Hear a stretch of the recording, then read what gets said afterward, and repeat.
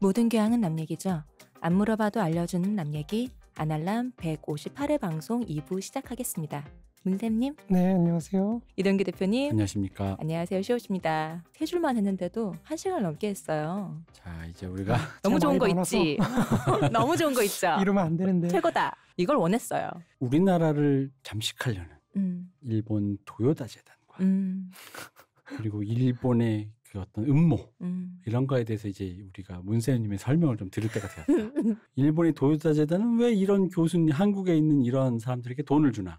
왜 돈을 주겠어요? 일본 편 들라고 돈 주는 거지. 한국의 그런 일본의 생각을 서서히 잠식시키려고 깔아서 조금씩 바이러스를 브레인워싱을 하다 보면 젊은 친구들이 이제 조금씩 돼서 우리의 신민이 될 것이야. 부산항에 가가지고 영도다리 들어올 때 돌아와 부산항에 부르면서 눈물 흘리고 저 들어오는 배가 일본 배기를 구나미기를 우길기 뭐 이기를 이렇게 새 애들이 이제 서서 이제 된 거를 바라는 의도에서 도요다 재단에서 돈을 뿌린다. 근데 그러면 도요다가 뭘 만들지? 가면서 도요다 자동차죠. 아, 야마하가 아니어서 참 다행이야.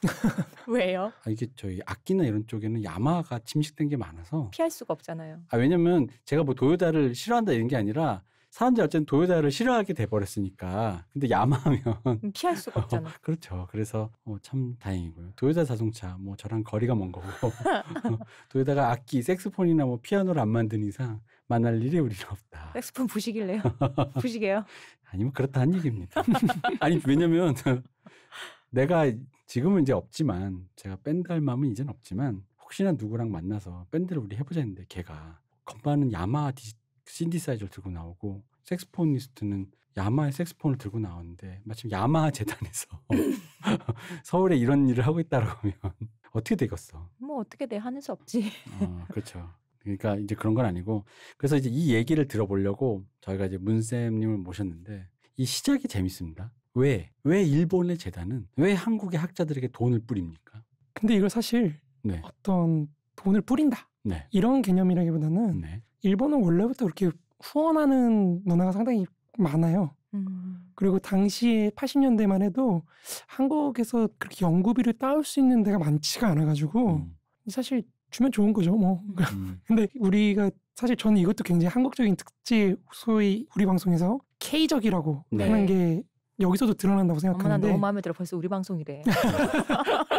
너무 좋아. 어머 세상에. 누군가 돈을 대줬다 그래서 사실 그 사람의 입맛에 맞게 연구를 하는 건 아니거든요. 근데 우리가 그쵸. 삼성장학재단이라고 말하는 거죠. 그렇죠. 그러니까 우리는 그렇게 생각하죠. 우리는 그쵸. 저 사람이 한국에서 사실 대부분 어떤 정치 담론이나 이런 거 보면은 저 사람이 그래서 경제적으로 누구의 이해관계를 위해서 움직이나 이런 거에 사실 굉장히 집중하는 경향이 있어요. 저는 사실 이게 굉장히 한국적인 인식이라고 생각하거든요. 그런 사례를 많이 봐와서 그런 거 아닐까요?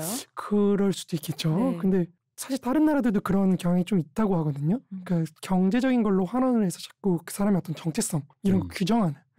그러니까 굉장히 속류화된 유물론 같은 거죠. 근데 이제 그게 사실 또 보편적인 게 우리 흔히 말하는 왜 미국의 어떤 정치인이 누구에게 로비를 받는가.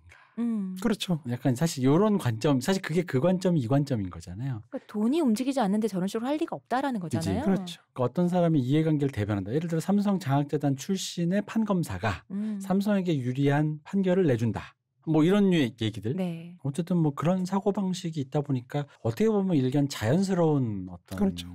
거긴 한데 근데 이제 그렇게 생각을 하려면 일종의 그게 이제 정황 증거잖아요. 그렇죠. 정황적인 거죠. 그러니까 정황만으로 누군가를 판단하는 건 조금 이제 섣부른 생각이니까.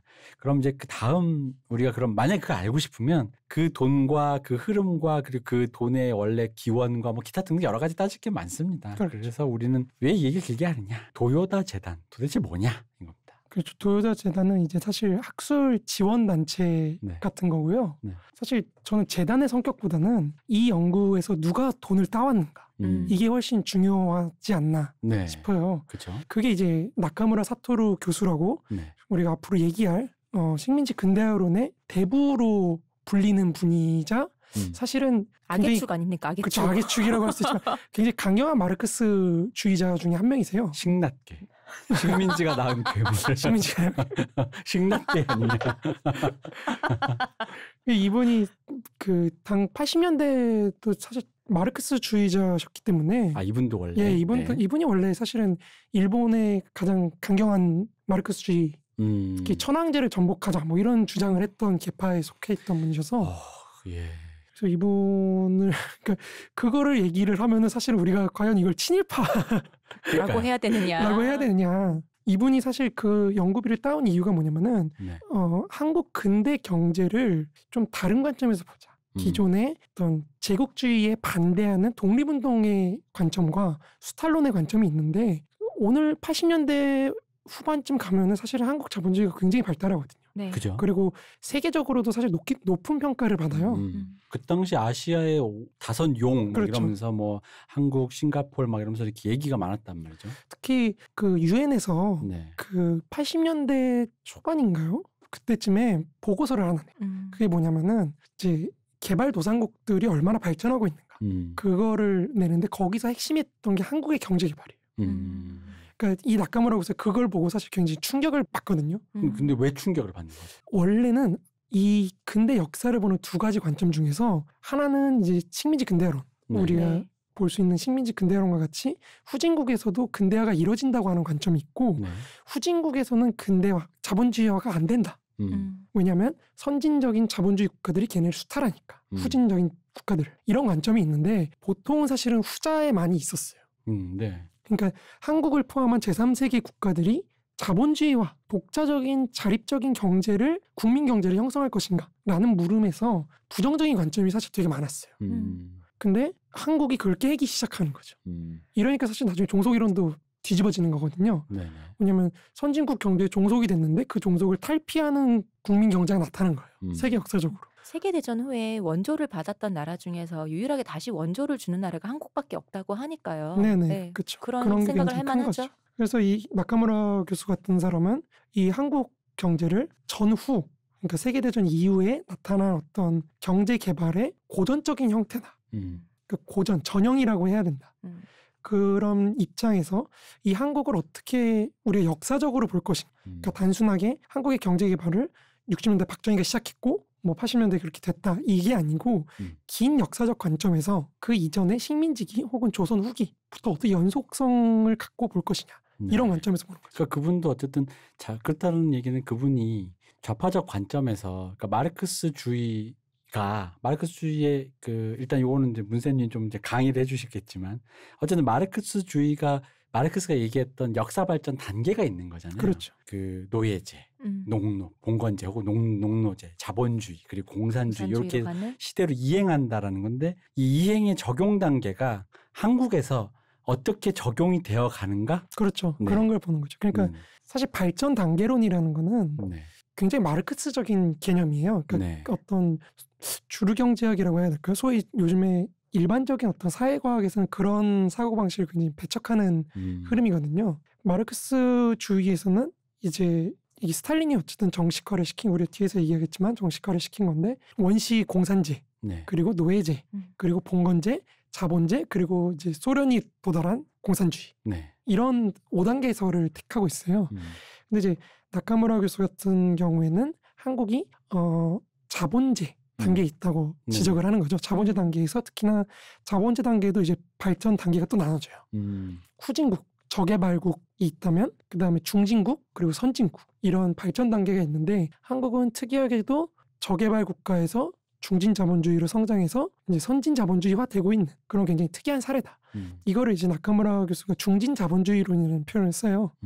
우리가 뒤에서 얘기하겠지만 이것도 이해하기 위해서는 결국에 중진 자본주의라는 개념 자체가 사실 레닌한테서 가져온 거거든요. 또 레닌까지 그렇죠. 가야 되니까. 레닌까지 가야 되는 거죠. 제가 뭘 했습니까? 유명한 사람 많이 나온댔잖아요. 그렇죠. 뭐 극동 아시아의 스타들은 다 나오네. 굉장히 멀리까지 가는 그런 이제 그런 입장에서 사실은 한국 자본주의를 단계론적으로 좀 분석을 하고 그러면 이 한국 자본주의의 선진화 유형을 어떻게 학문적으로 유형화를 할 수 있을 것인가. 그런 입장에서 한국 경제를 새롭게 분석하고 거기에 이제 이영훈 교수라든지 뭐 안명직 교수라든지 이대용 교수라든지 이런 분들이 많이 참여를 하시면서 한국 근대 경제사 연구회라는 단체가 형성이 되는 거예요. 거기서 이제 주로 도요타 재단이라든지 뭐 이런 재단으로 여러 곳으로부터 돈을 받고 나중에 이제 한국의 뭐 기업들도 안명직 선생님의 제자 같은 분들이 이제 후원을 해주셔서 뭐 계속 연구를 하시는 거죠. 그러면 이제 또 여기서 또 반론이 시작은 좋았는데 결국 흑화됐다. 그렇게 볼 수 있을까요? 그러니까 어떤 점에서 흑화라고 생각해요? 아니 그게 아니라 네. 만약 이 얘기를 딱 들으면 시작은 좋았지만 내가 이 반일 종족주의를 보아하니 결국은 그런 쪽으로 간다. 결국은 이쪽에 물되게 돈 주는 사람 말을 듣게 되는 거야. 그렇죠. 이제 그런 식의 생각을 하게 되는 것처럼 보이는 그렇죠. 거죠. 시작은 좋았다. 오케이. 왜 그렇게 시작을 하게 만들어 줬겠어요. 그렇죠. 이렇게 반론이 들을 수 있는 거. 그러니까 그렇기 때문에 우리가 이 사람들이 갖고 있는 그러니까 생각이 바뀌게 된 계기를 봐야 된다는 거죠. 네. 그게 뭐냐면은 일본 경제, 일본의 근대화, 일본의 자본주의에 대해서 새롭게 관점이 바뀌기 시작한 거예요.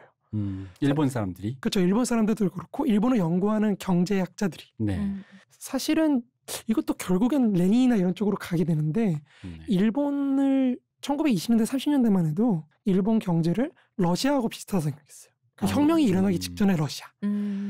마치 소련의 제정 러시아의 어떤 그런 황제가 지배하는 것처럼 일본 그렇죠. 때. 일본도 천황이 그렇게 황제가 막 아무렇게나 하듯이 천황과 짜르를 동일시한 거죠. 그런 식으로 이해를 했던 건데 그럼 저는 사파 입장에서 일본의 라스푸틴은 누구냐? 난 이런 게 궁금해. 그렇게 아니 일본의 꼭 있을 필요는 없잖아. 짜르는 천황이다. 알겠습니다. 라스푸틴은 꼭 있을 필요는 없잖아요. 누굽니까? 아직 안 망했으니까 라스푸틴이 없는 걸로. 그렇네. 아직 거기 천황이 있으니까.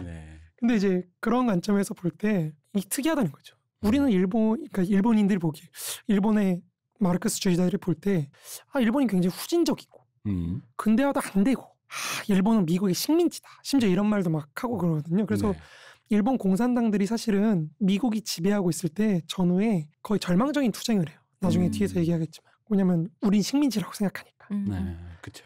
근데 이제 이 사람들이 70년대, 80년대 지나 보니까 일본이 거의 미국을 따라잡는 수준의 경제 개발을 이룩하기 시작하는 거예요. 그렇죠. 굉장했죠 그때는. 예, 미국이 막 당황할 정도로 발전하기 시작하니까 그래서 나중에 플라자 합의를 통해서 제어를 하고 그러는 거거든요. 그죠. 일본을. 뚱가 맞죠. 그렇죠. 거기서 맞죠. 독일하고. 네. 근데 이제 그렇게 되다 보니까 이 사람의 관점이 일본은 후진국이야 라고 할 수가 없게 상황이 돼버린 거죠. 70년대 80년대 그러니까 세계 경제 2위 뭐 이렇게 갔는데 이거를 후진적이라고 하면은 사실은 서유럽 너무 후려치기. 그렇죠. 서유럽이나 이런 것들도 다 후진국가로 그죠. 인식을 해야 되니까. 네. 후진국에 따라잡힌 선진국이라는 것은 그럼 근데 난 여전히 후진국이라면 내 밑에 있는 애들은 뭐야라는 그렇죠. 거죠. 그렇게 돼버리니까 이 사람들이 좀 관점을 바꾸기 시작해요. 네. 거기서 이제 중요한 역할을 했던 사람이 이제 일본 나카무라 사토루의 제자 중에 한 명인 호리 가즈오라는 분이세요. 네. 한국에 번역도 돼 있어요. 그분 책이 한국 근대 공업화라는 책이 번역이 돼 있는데 좀 있으면 절판될 것 같아서 여러분 빨리 구매를 하시길. 절판 전에 사야 합니다. 사실 그분을 정한기 교수, 이 반일 종족주의에 참여하셨던 정한기 교수가 그 호리 가즈오 교수를 비판하는 논문을 쓰셨어요. 예. 예, 그러니까 이제 그걸 극복하겠다 뭐 이런 입장으로 쓰신 분인데 굉장히 재밌는 연구를 하셨죠. 아무튼 그럼 호리가조 선생님은 어떤 내용을? 그러니까 호리가조 선생님은 사실 기본적으로 일본에 이제 1920년대가 되면 마르크스주의자들이 생겨나기 시작하는데 이 사람들이 이제 크게 두 종류로 나눠집니다. 그러니까 강좌파와 노농파라는 일파로 나눠지게 되는데 이건 뒤에 가서 우리가 좀 더 자세히 보겠지만 어떤 그냥 밑그림만 일단 깔아놓고 가자면 이 강좌파와 노농파인데 강좌파는 쉽게 말해서 종속성을 되게 강조하는 입장이에요. 종속성이라는 건 무엇인가요? 선진국 경제에 종속돼 있다고 판단하는 거예요. 그것도 말씀해 주시고 가시죠. 강좌파가 아까 이제 저희가 말씀드렸었지만 강좌파는 사실 강경한 좌파가 아니라 그렇죠. 이 강좌파가 저도 처음에 사실 되게 센 좌파인가? 약간 그렇게 생각했는데 그게 아니고 이제 이분들이 자신들의 입장을 정당하기 위해서 이제 1년에 강좌를 펴요. 책을 쫙 펴내요. 그 시리즈가 이제 일본 자본주의 발달사 강좌라는 시리즈예요. 그래서 줄여서 강좌파라고 하는 거예요. 난 스트롱 레프트인 줄 알았는데 렉처였다. 렉처. 그렇죠. 렉처였던 거죠. 노농파는 이제 노농파. 그렇죠. 농민과 노동자의 연합. 그런 의미에서 노농파 줄여서. 보통은 강경대 보수, 매파와 뭐 이런 건데 이쪽은 말씀만 듣기는 지금 풀이를 해주시니까 둘 다 온건해요. 반대입니다. 둘 다 강해요. 둘 다 강해요? 네, 둘 다 강해요. 그러니까 혁명을 해야 되는데 강좌파는 목표가 이거예요. 지금 우리 일본은 서유럽의 절대주의 수준이다. 옛날 절대 군주가 막 휘두르던 그다음 17세기, 18세기 그 정도 수준이기 때문에 언제 일본을 그렇게 본 거예요? 그 메이지 유신 이후의 일본을. 그러니까 메이지 유신에 대해서 둘이 입장이 갈라지는 거거든요. 예, 강좌파는 일본 메이지 유신을 절대주의 그러니까 부르주아 혁명이 아니라고 봐요. 네. 그러다 보니까 부르주아 시민혁명이 아니라고 보니까 우리의 목표는 일단 부르주아 혁명, 부르주아 민주주의, 우리가 생각하는 의회 민주주의를 쟁취하는 게 먼저다. 그런 입장이 되면서 천황을 먼저 없애야 된다. 천황제를 의회 민주주의를 해야 되니까. 그렇죠. 네.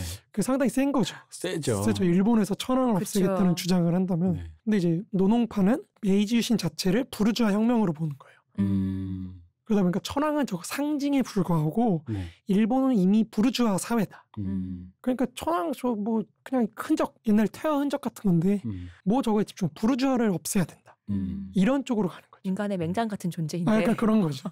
근데 현대에서는 거의 노농파의 시각이 굉장히 일반적이잖아요. 그렇죠. 노농파가 많이 이제 이겼다고 얘기를 하는데 강자파도 사실은 끼친 영향은 굉장히 커요. 네. 이분들이 굉장히 열심히 투쟁을 하셨고 뭐 그런 것도 있고 학문적으로도 사실 재밌는 부분이 되게 많아요. 강좌를 그렇게 하셨으니까. 그러니까 보통 마르크스주의라고 하면은 경제 환원론이라고 많이 비판을 받거든요. 네. 그 모든 걸 경제로 환원시키는 거예요. 네네.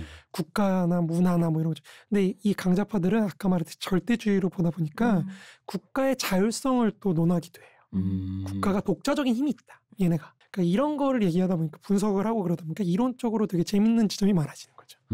나중에 유럽에서 특히 유럽 네. 마르크스주의가 어떤 그런 경제 환원주의, 토대주의로부터 벗어나는 그런 맥락을 미리 선취했다고 할 수 있는 거죠. 오, 사상적으로, 그렇죠. 학문적으로. 그렇죠, 학문적으로. 네. 그런 점에서 굉장히 재밌는 지점이 있는 건데 이 나카무라 사토루 교수는 사실 거기에 속했던 사람이고 이 사람들은 아까 말했듯이 선진국 경제에 대한 종속성을 강조하다 보니까 당시 1920년대, 30년대 특히 이제 전쟁으로 가잖아요, 일본이. 네. 일본이 전쟁으로 가는 과정을 일본의 후진성에서 찾아요. 이게 선진국이면 이렇게 안 했어. 근데 후진국이다 보니까 천황한테 막 힘을 몰아주고 천황을 막 숭배하는 그런 군부가 나타나고. 토인이라서. 그렇죠. 아니 실제로 이 당시 글에 토인이라는 표현이 진짜 많이 나와요. 미개하다 혹은 어리석다라는 말을 토인이라는 말로 엄청 많이 말해요. 예전엔 진짜 많이 썼어요. 그죠? 그 단어를. 그렇죠. 토인이라서. 이제 그런 면에서 네. 이제 삼환절론이라 그래요. 이거를 굉장히 얘네 강자파들의 입장을 표현을 하지만 삼환절론이라는 건데 말이 되게 어렵죠. 네, 이게 어렵습니다. 일본식 한자라서 좀 어려워요. 그러니까 쉽게 생각하시면 세 가지의 고리로 구성되어 있는 거예요. 고리가 이렇게 묶여 있는 빛의 거예요. 삼원체처럼. 그렇죠. 네. 이게 무슨 말이냐면은 일본의 무역 구조를 봤더니 일본이 미국하고 연결된 고리가 하나 있고 네. 아시아 혹은 식민지, 아시아에 갖고 있는 식민지와 연결된 고리가 하나 있고 영국의 식민지들, 네. 그러니까 대영 제국 경제권과 얽힌 고리가 있다. 네. 이 세 가지 고리가 같이 돼 있는데 이 구조를 잘 보니까 영국이나 미국 같은 선진국으로부터 원료를 수입하고 기계를 수입해요.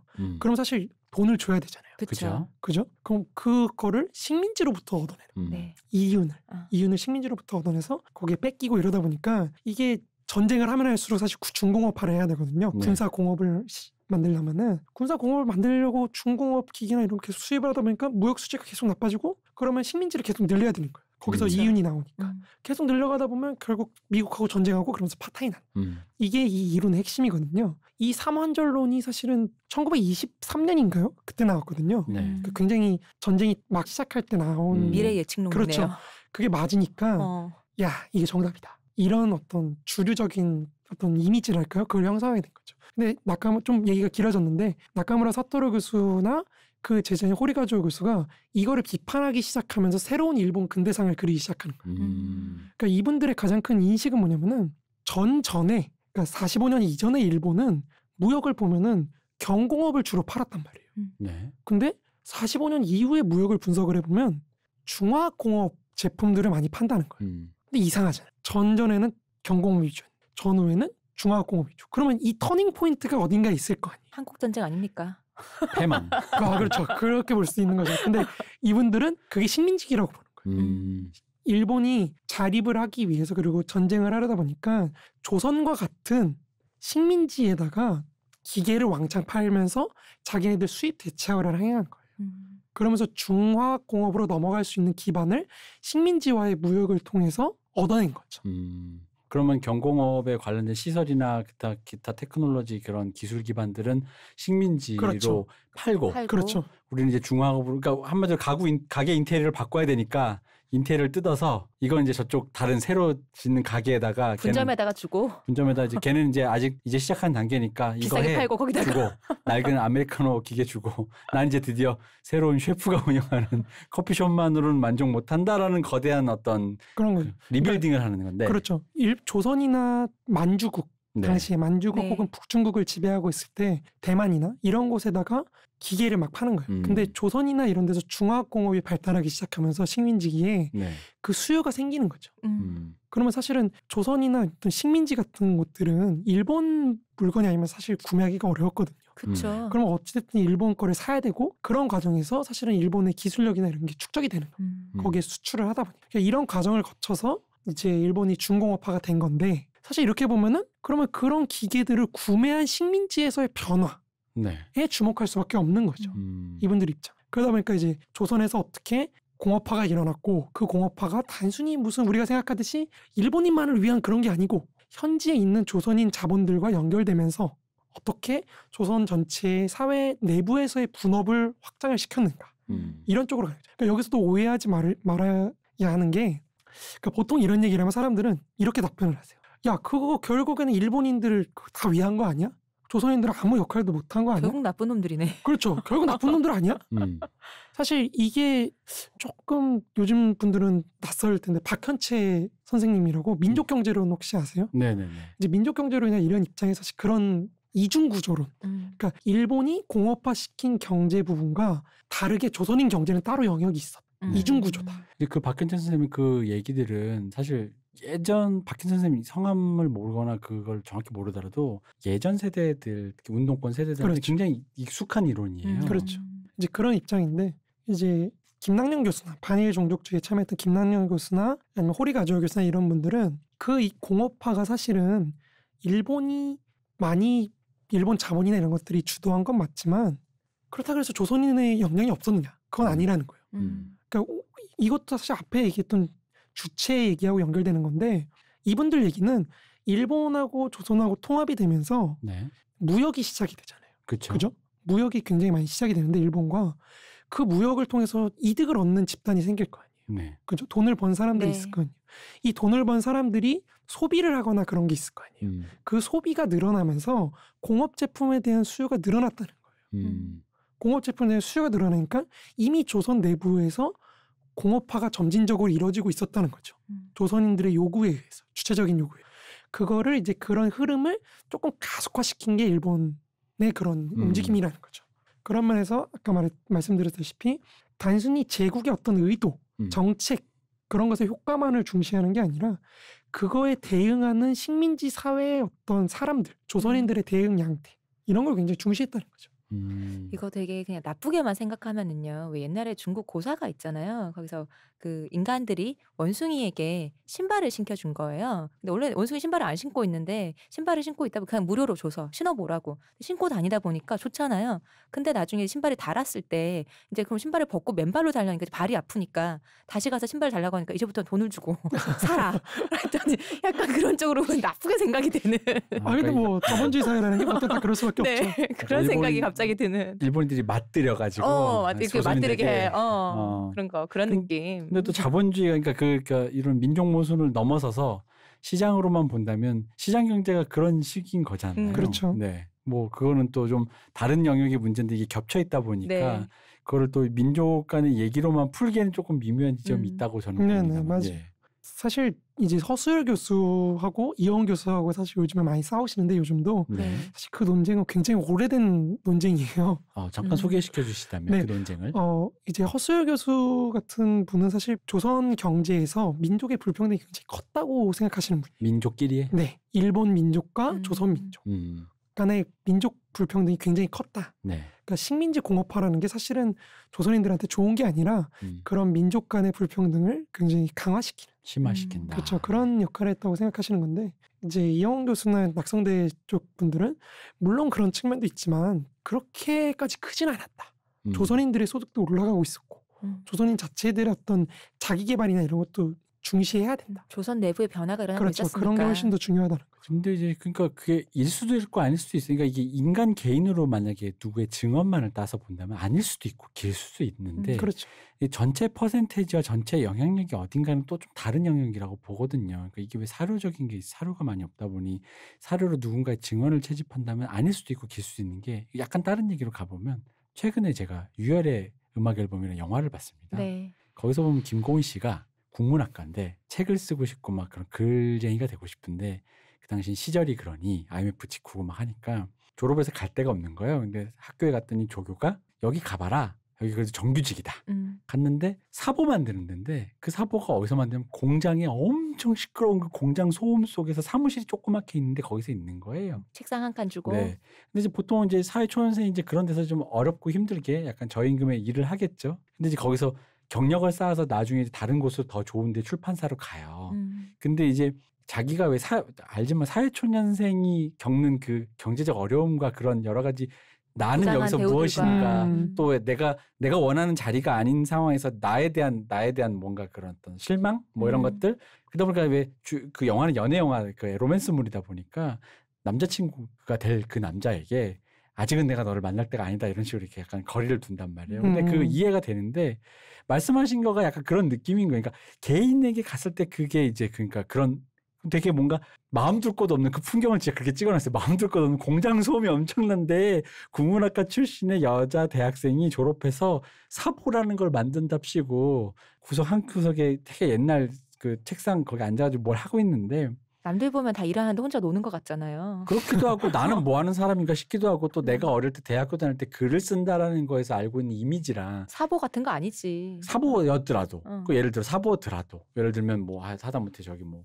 삼성 사보여가지고 좀 그 안에 어디 홍보실 같은 데 앉아서. 그 지금의 파주의 그 출판사 단지의 분위기를 생각해봤다면 만약 지금의 20대들이 파주에 부른 세는데 그런데 취직했다 그랬을 때 근데 이제 그게 내부적으로 그런 데가 또 경력이 되고 그걸 토대로 또 다른 데를 갈 수 있는 동력이 되는 것도 사실이다라는 약간 그 미묘하고도 겹치는 부분들이 있는 얘기들을 그렇죠.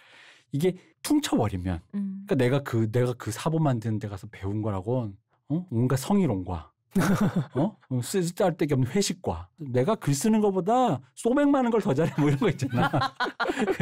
이게 이제 그렇게 얘기할 수 있다는 거잖아요. 그러니까 이제 그러다 보니까 요거는 그냥 그럴 가능성이 분명히 존재한다라는 차원에서의 블랭크를 조금 남겨놓고 그다음 논의가 진행되는 게 좋지 않는가 저는 그런 생각이 드는 거죠. 그게 이제 사실은 제가 볼 때도 약간 너무 작은 문제를 갖고 다투시는 왜냐면 허소열 교수도 그러니까 안명직 교수도 그렇다 그래서 민족 문제를 도외시하신 건 아니었거든요. 아까도 말씀드렸다시피 그분도 조선인들의 성장이 있긴 했지만 당연히 한계가 있고 사실은 그런 한계가 오히려 아까 말했듯이 그 제국 지배 체제, 그러니까 민족 모순을 낳는 것 자체를 극복하게 만드는 어떤 힘을 나오게 하는 그런 모순이 있다는 거거든요. 그러니까 그게 전체 경향성에서 분명히 그러니까 드라마 보면 논리적으로 되게 그 합리적인 추론이기 때문에 있을 수 있는데 그게 마치 그 고기에 후추 뿌리듯이 곳곳에 어딘가에 뿌려진 거랑 안 뿌려진 것을 다 가려서 추론해서 아니다와 기다를 선명하게 나누기가 뭐하다라는 얘기에 가깝다고 저는 본다는 거죠. 그렇죠. 그러니까 예를 들어서 이렇게 얘기할 수도 있는 거죠. 그런 움직임이 없으면은 사실 독립이라는 게 더 늦어질 수도 있는 거거든요. 맞아요. 예. 그죠? 근데 반대로 또 생각해 보면은 사실 그런 움직임 속에서 조선의 자기 개발이 점점 늦춰지는 것도 분명히 있는 거거든요. 억제되는 것도. 그러니까 이게 사실 어느 측면을 강조하냐의 문제인데 사실 어느 측면을 강조할 거냐는 약간 개인의 정치적인 그런 게 좀 얽혀 있어서 더 치열하게 싸우는 것 같아요. 제가 보기에는. 그러니까 당연히 그런 사람도 있고 아닐 수도 그런 경향 속에서 이제 어쨌든 그럼 이 상태가 무슨 상태냐 그리고 얼마만큼의 지분을 획득했느냐를 추적을 해서 드라이하게 볼 문제라고 저는 보지. 그래서 효과가 있었다. 효과가 있다면 또 그다음에 가치 판단을 뽑아내서 그래서 그게 다 일본 때문이다. 일본 고맙다. 다이스키.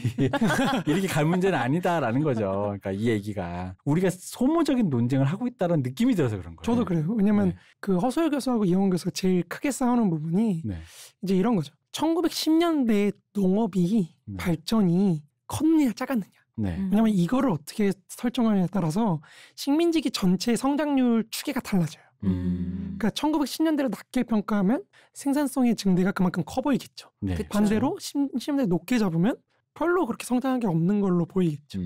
그래서 그거 갖고 두 분이서 사실 서로 책도 막 내고 막 그러면서 엄청 크게 싸우셨는데 제가 보기엔 사실 그게 그렇게 중요한 문제인가? 왜냐면은 이영훈 교수가 그렇다 그래서 식민지 체제가 유지가 되었어야 됐다. 이런 말씀을 하신 건 아니거든요. 그러니까 그분도 물론 식민지 체제를 부정하지만 나도 긍정하는 건 아니지만 어쨌든 식민지기에 그런 변화가 있었다. 이런 얘기를 하고 싶으신 거고 반대로 허수열 교수님은 식민지기 때 그런 변화가 있었던 건 인정하지만 그거보다는 해방이 근대화를 더 폭발적으로 일으키는 기폭제가 되었다. 이런 말씀을 하고 계신 거거든요. 근데 그 얘기를 받으면 허수열 교수님의 논의를 받으면 이영훈 교수님의 논지를 대입해 보면 아니 그러니까 그게 근대화가 그 해방 때 폭발되는 그 기반조차도 그렇죠. 이미 식민지기 때 그게 준비가 돼 있었기 때문이다. 이렇게 계속 돈단 말이에요. 그렇죠. 논지가. 계속 도는 거죠. 그러니까 네. 그러면 식민지 덕이라는 거냐 이렇게 되는 거고. 그렇죠. 그럼 식민지 더 길었어야겠네? 네. 그러는 거지. 그렇죠. 그렇게 되는 거죠. 45년이나 60년에 독립했으면 더 잘 됐겠어? 뭐 이러면서.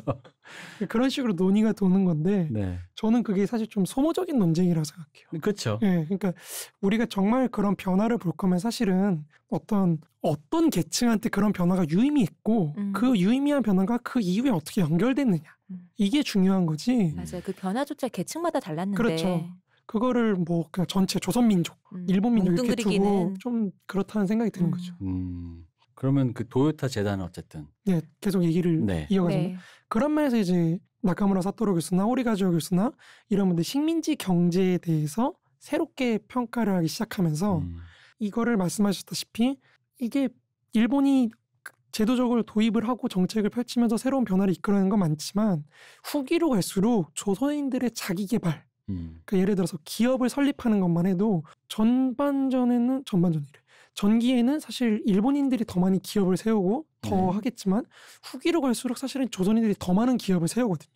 물론 자본 규모는 적고 그렇긴 하겠지만 그러니까 조선인들이 기업 설립을 주도하는 그런 역할을 했던 움직임이 있는 건데 이런 움직임 그리고 일본 제국주의가 남긴 유산, 소위 우리가 적산이라 그러죠. 그런 것들이 한국 경제에 어떻게 영향을 미치게 됐는지를 봄으로써 지금 전후의 한국 경제의 성장 이거를 새롭게 봐야 된다는 거죠. 무슨 말이냐면은 한국의 경제 개발 과정을 보면요. 이게 우리는 사실은 미국이 경제 개발을 많이 시켜줬다고 생각하는데 쓰는 기계의 형식이나 이런 것들을 보면요. 사실 일본의 식민지기 때 썼던 걸 60년대, 70년대까지 쓰는 게 많아요. 용어도 그러니까요. 그렇죠. 그런 게 많이 있죠. 저 영화계에는 아직도 용어가 일본 용어.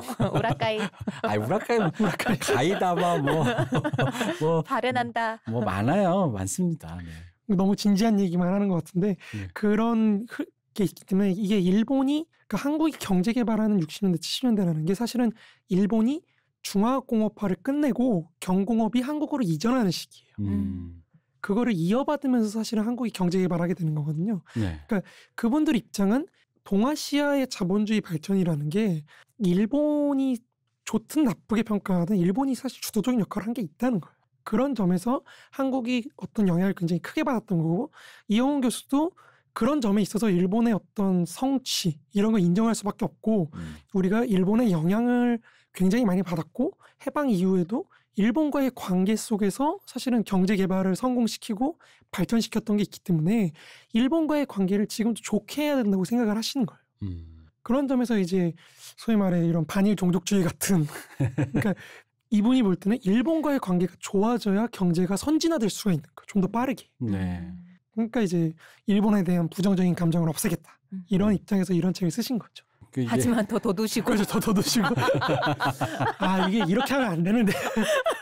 근데 저도 나이 든 입장에서 사실 그런 게 있어요. 나이 들면 이게 저도 아는데 역정이 먼저 치밀어 올 때. 그리고 나이 먹을수록 긴 말하기가 싫다. 그러니까 긴 말을 하기 싫은데 철떡같이 알아줬으면 좋겠는데 갑자기 얘가 내 생각과 좀 다른 얘기로 나를 오해하면서 아니 꼰대 그런 거 아니야 그러면은 갑자기 설득을 얘 나의 짧은 말 나한테 하는 말 꼰대 그런 거 한 짧은 말을 이해시키고 나는 더 많은 걸 할애해야 되거든요. 그렇죠. 갑자기 그게 몰려오는 순간 그렇죠. 이게 어떤 성보다는 옛날에 성의가 있었어. 승이 나지. 근데 이제는 승이 나는 거지. 역정이 나니까. 그렇죠. 나 안 되겠어. 아빠 불러와. 아빠 어디 있어? 너 아빠 어디야? 너 아버지 뭐 하시노? 이게 되는 거야 진짜. 그런 게 굉장히 문제가 되는 거죠. 이걸 좀 저도 개인적으로 일본과의 관계가 좋아져야 된다고 생각하거든요. 네. 일본과 협력을 더 해야 되고. 근데 이거를 사실 전달하기가 참 쉽지가 않은 것 같아요. 그렇죠. 왜냐면은 그러니까 저는 그 궁극적으로 묻고 싶은 게 이런 거. 그러니까 궁극적으로 우리가 일본을 북한처럼 뭐 지금은 요즘은 그 표현이 없었다고 하는데 어쨌든 적국이다. 네. 우리가 이제 적국이니까 뭐 저쪽과 어떤 연대를 하거나 뭔가 할 일이 없다라는 식이 그게 지향점인 거예요. 지향점이 거긴지 어쨌든 지향점은 근데 저는 개인적으로 지향점은 세계 평화니까 네. 그게 일본이든 칠레든 뭐 동남아시아 소말리아건 잘 돼서 우리에게 이득이 되는 것도 있고 그들에게도 뭔가 있으면 그들과 연대해서 함께 뭔가 좀 더 나은 가치를 생산하면 좋다라는 관점인 건데 그럼 지향점은 거기에 놓고 그럼 그 지향점을 놓은 상태에서 지금의 문제를 푼다라는 느낌으로 이제 접근해야 되는데 그럼 지향점에 대해서 아무도 아무 말 안 해. 사실은 우리가 지금 이런 얘기 하는 것조차 저는 몰랐는데 생경하신 분들이 많더라고요. 뭐 이제 그런 면에서 이제 그런 반일종족주의 같은 책들을 쓰게 되신 것 같고 제가 볼 때는 그런 관점에서 계속 이어지지 않을까. 네. 근데 우리가 여태까지 논의한 거를 사실 보면은 네. 계속해서 이 식민지 근대화론을 설명하는 데 있어서 해당 사회의 어떤 그러니까 식민지 사회가 갖고 있는 내적 역량에 대해서 계속 얘기를 해왔거든요. 네, 네. 그렇죠. 근데 이제 그럼 그것을 우리가 어떻게 파악할 수 있느냐? 이것도 사실은 이분들 입장에서 굉장히 중요한 논리 중에 하나거든요. 그게 이제 사실은 소위 말하는 소농사회론 이론이라는 거죠. 그러니까 소농사회, 소농이라고 하면 사실 그냥 농민인데 조금 작은 농민 그런 느낌이 네. 들잖아요. 이 소농사회라는 게 그럼 소농이 일반화된 사회라고 볼 수가 있는데 이게 그럼 왜 특이한가? 이게 왜 중요한가? 이런 것들이 사실은 이영훈 교수라든지 아니면 나카무라 사토루 교수라든지 그 제자인 미야지마 히로시 교수라든지 뭐 이런 분들한테도 굉장히 중요한 의미를 갖게 되는 거죠. 그거를 알아야 사실은 아까 여태까지 말씀드렸던 그런 식민지 내부의 수요의 변화에 따른 공업화라든지 뭐 아니면 자기 내적 발전 과정 이런 걸 다 설명할 수가 있는 거거든요. 그러니까 이분은 이제 그런 의미에서 조선사를 연구하신 거고 이제 그 연장에서 이 반일종족주의라는 책에서는 이제 우리가 사회 구성체적 입장에서 조선왕조를 약간 노예제 사회 뭐 이런 걸로 규정을 하시는 거거든요. 자, 그럼 여기서 일단 소농사회론으로 들어가기 전에 네. 우리는 여기서 일단 들어야 됩니다. 이 얘기부터 들어야 됩니다. 일단 이분들이 다 마르크스주의자란 말이에요. 네. 그리고 마르크스의 입장에서 마르크스가 얘기한 역사의 발전 단계를 얘기했는데 자, 이거를 역사의 마르크스가 얘기한 마르크스가 혹은 예언한 마르크스가 본 역사의 발전 단계라는 거를 한번 설명해 주시죠. 이게 사실 굉장히 어려운 게 마르크스는 엄밀하게 얘기해서 어떤 거 딱 이 코스로 간다. 네. 이렇게 말한 적은 없어요. 그러니까 이게 굉장히 어려운 거예요. 한 발 빼는 건가요? 나는 그런 말 한 적 없다. 아니. 사실 그거를 고정시킨 거는 스탈린이고 네. 이제 마르크스는 사실은 발전 단계를 논하긴 했는데 네네. 그거를 어떤 법칙이라기보다는 이제 말년에 자술리치한테 보내는 자술리치라고 러시아 혁명가가 있어요. 그 사람이 이제 물어봐요. 야, 마르크스, 우리가 혁명을 하려고 하는데 러시아에서 지금 러시아는 자본주의가 아직 아니다. 네. 후진국인데 사회주의로 도달하려면 자본주의를 꼭 거쳐야 되냐? 이런 질문을 갈 길이 던져요. 급하다 우리는 네, 지금. 우리 마음 급하다. 자본주의를 해야 되는 거냐? 그럼 우리 혁명하면 안 되잖아요. 지금 자본주의를 해야 된다고 한다면 혁명가들이. 그렇지. 그런 질문을 던지는데 이제 마르크스가 내가 말했던 그 자본주의를 거쳐야 된다는 거는 서유럽에 한정된 얘기. 이런 얘기를 해요. 너네는 빼줄게. 한 발 빼겠다. 이제 그것 때문에 사실은 자술리치가 그 편지를 1924년까지 공개를 안 해요. 혁명 이후까지. 네네. 왜냐면 논쟁거리가 되니까. 그쵸. 지금 레닌은 봐라. 자본주의 됐다. 빨리 가자. 이렇게 얘기를 하는데 거기서 자술리치가 근데 마르크스가 아니라는데 우리 아직 아닌데. 우리 아직 아닌데. 아니 근데 지금 그게 그런데 이 뜻 자체가 우리 아까 얘기했듯이 서유럽을 네. 쪽에는 유럽 중심주의 사관에서 그렇죠. 이게 러시아를 이렇게 조금 배제하는 거죠. 다른 따로 사회를 그러니까 너네는 그냥 알아서 해라는 느낌 있잖아. 너네는 여기 끼기에는 조금 그러니까 너네는 우리한테 적용하기에는 조금 좀 그래라는 이런 느낌으로 들리거든요. 조금 비슷한데 조금 달라요. 그러니까 러시아에는 이제 공동체 미르라고 네. 하거든요. 그거를 네. 농민 공동체가 굉장히 발달했고 이제 공적 소유죠. 네네. 근데 마르크스는 사실 이거를 굉장히 그러니까 이게 마르크스의 오류 중에 하나인데 사실 그거는 굉장히 17세기, 16세기 이후에 형성된 어떤 건데 공동체인데 그거를 원시 시대부터 있었던 거라고 생각을 해요. 마르크스는. 그래서 러시아의 후진성을 보여주는 증거라고 생각해요. 그러니까 원시적인 옛날부터 있었던 것 혹은 옛날의 형태를 가진 것 어떤 입장인 건가요? 그러니까 원시의 부족사회와 그렇죠. 같은 그런 느낌으로. 거기서부터 파생된 그게 계속 유지가 되는. 그러니까 이제 역시 러시아는 좀 후진적인 그런 사회로 보는 건데. 그럼 점잖게 편지한 점잖게 말씀하시는 거예요. 그러게요. 가로 열고 후진국놈. 예를 들어 앞문단만 쭉 가로를 읽었더니 이 후진국놈 이렇게 써 있어. 나한테 말 걸지 마. 이렇게 써 있는. 근데 이제 그거를 이제 마르크스 같은 경우에는 이제 이렇게 너네가 그런 후진성이 있지만 만약에 서유럽에서 사회주의 혁명이 일어나 성공을 했어. 그리고 너네도 혁명이 일어나 성공했어. 그러면 여기에 높은 생산력을 너네한테 이식을 해주면 전수를 해주면 너네도 이제 사회주의가 될 수 있다. 이제 이런 식으로 도약을 얘기하는 거죠. 받아먹을 준비해라. 같이 상호작용한다고 하죠. 나중에 이 식민지 근대화론 여기도 나오겠는데. 내가 서유럽의 식민지. 입 벌려라 이런 느낌인데. 내가 서유럽의 식민지가 됐는데 어쨌든 자생력이 있었다. 어쨌든 마르크스는 그렇게 좀 자본주의의 중심성을 두는 입장인 거죠. 근데 사실 그 말씀을 들으면 마르크스가 뭐 한 발 뺐다도 볼 수 있지만 그런 학자적 엄밀성을 유지했다고도 보는 게 그렇죠. 내가 파악한 건 서유럽 기준으로만 했기 때문에 내가 그쪽 데이터가 없으니 정확하게 그것을 역사에 흔히 말 모든 역사 전 세계 어디에나 통용되는 그렇죠. 그런 걸로는 적용할 수가 없다는 거죠. 그렇게 보기엔 좀 그렇다. 흔히 말하는 일반 상대성 이론 나오기 전에 특수 상대성 이론 같은 그러니까 특수한 케이스의 어떤 것이다라는 식으로 얘기한 것처럼 보여. 학자적 엄밀성을 유지했다는 느낌도 좀 들거든요. 그러니까 마르크스가 말년에 러시아를 굉장히 열심히 연구를 하거든요. 이제 그리고 나온 결론이 이제 그런 건데 이분이 이제 제일 싫어했던 게 자기 논리를 굉장히 어떤 법칙처럼 만들어서 사용하는 걸 굉장히 싫어했어요. 사실은 어디에나 적용시킬 수 있는 보편적인 역사 이론이 아니다 내 거. 서유럽에만 한정된 거고 이거를 뭐 어디에나 적용될 수 있다고 하면 굉장히 잘못된 오류를 낳을 수가 있다. 해당 사회의 그런 특수성을 자기네가 파악을 해서 해야지 뭐 이제 그런 입장을 가졌던 거고. 그러면은 어쨌든 마르크스가 얘기했던 어떤 그 단계를 조금 더 세련됐다고 보기로는 심플하게 모든 마치 궁극의 역사 법칙처럼 우리가 알고 있었던 것은 레닌이라기보다는 스탈린이요? 스탈린이 이제 세계사의 기본 법칙이라고 해서 이게 아마 변증법적 유물론과 유물론적 변증법인가 그런 글이 있어요. 스탈린이 쓴 어떤 교과서 같은 글인데 거기에서 이제 5단계로 이제 그걸 정식화를 하죠.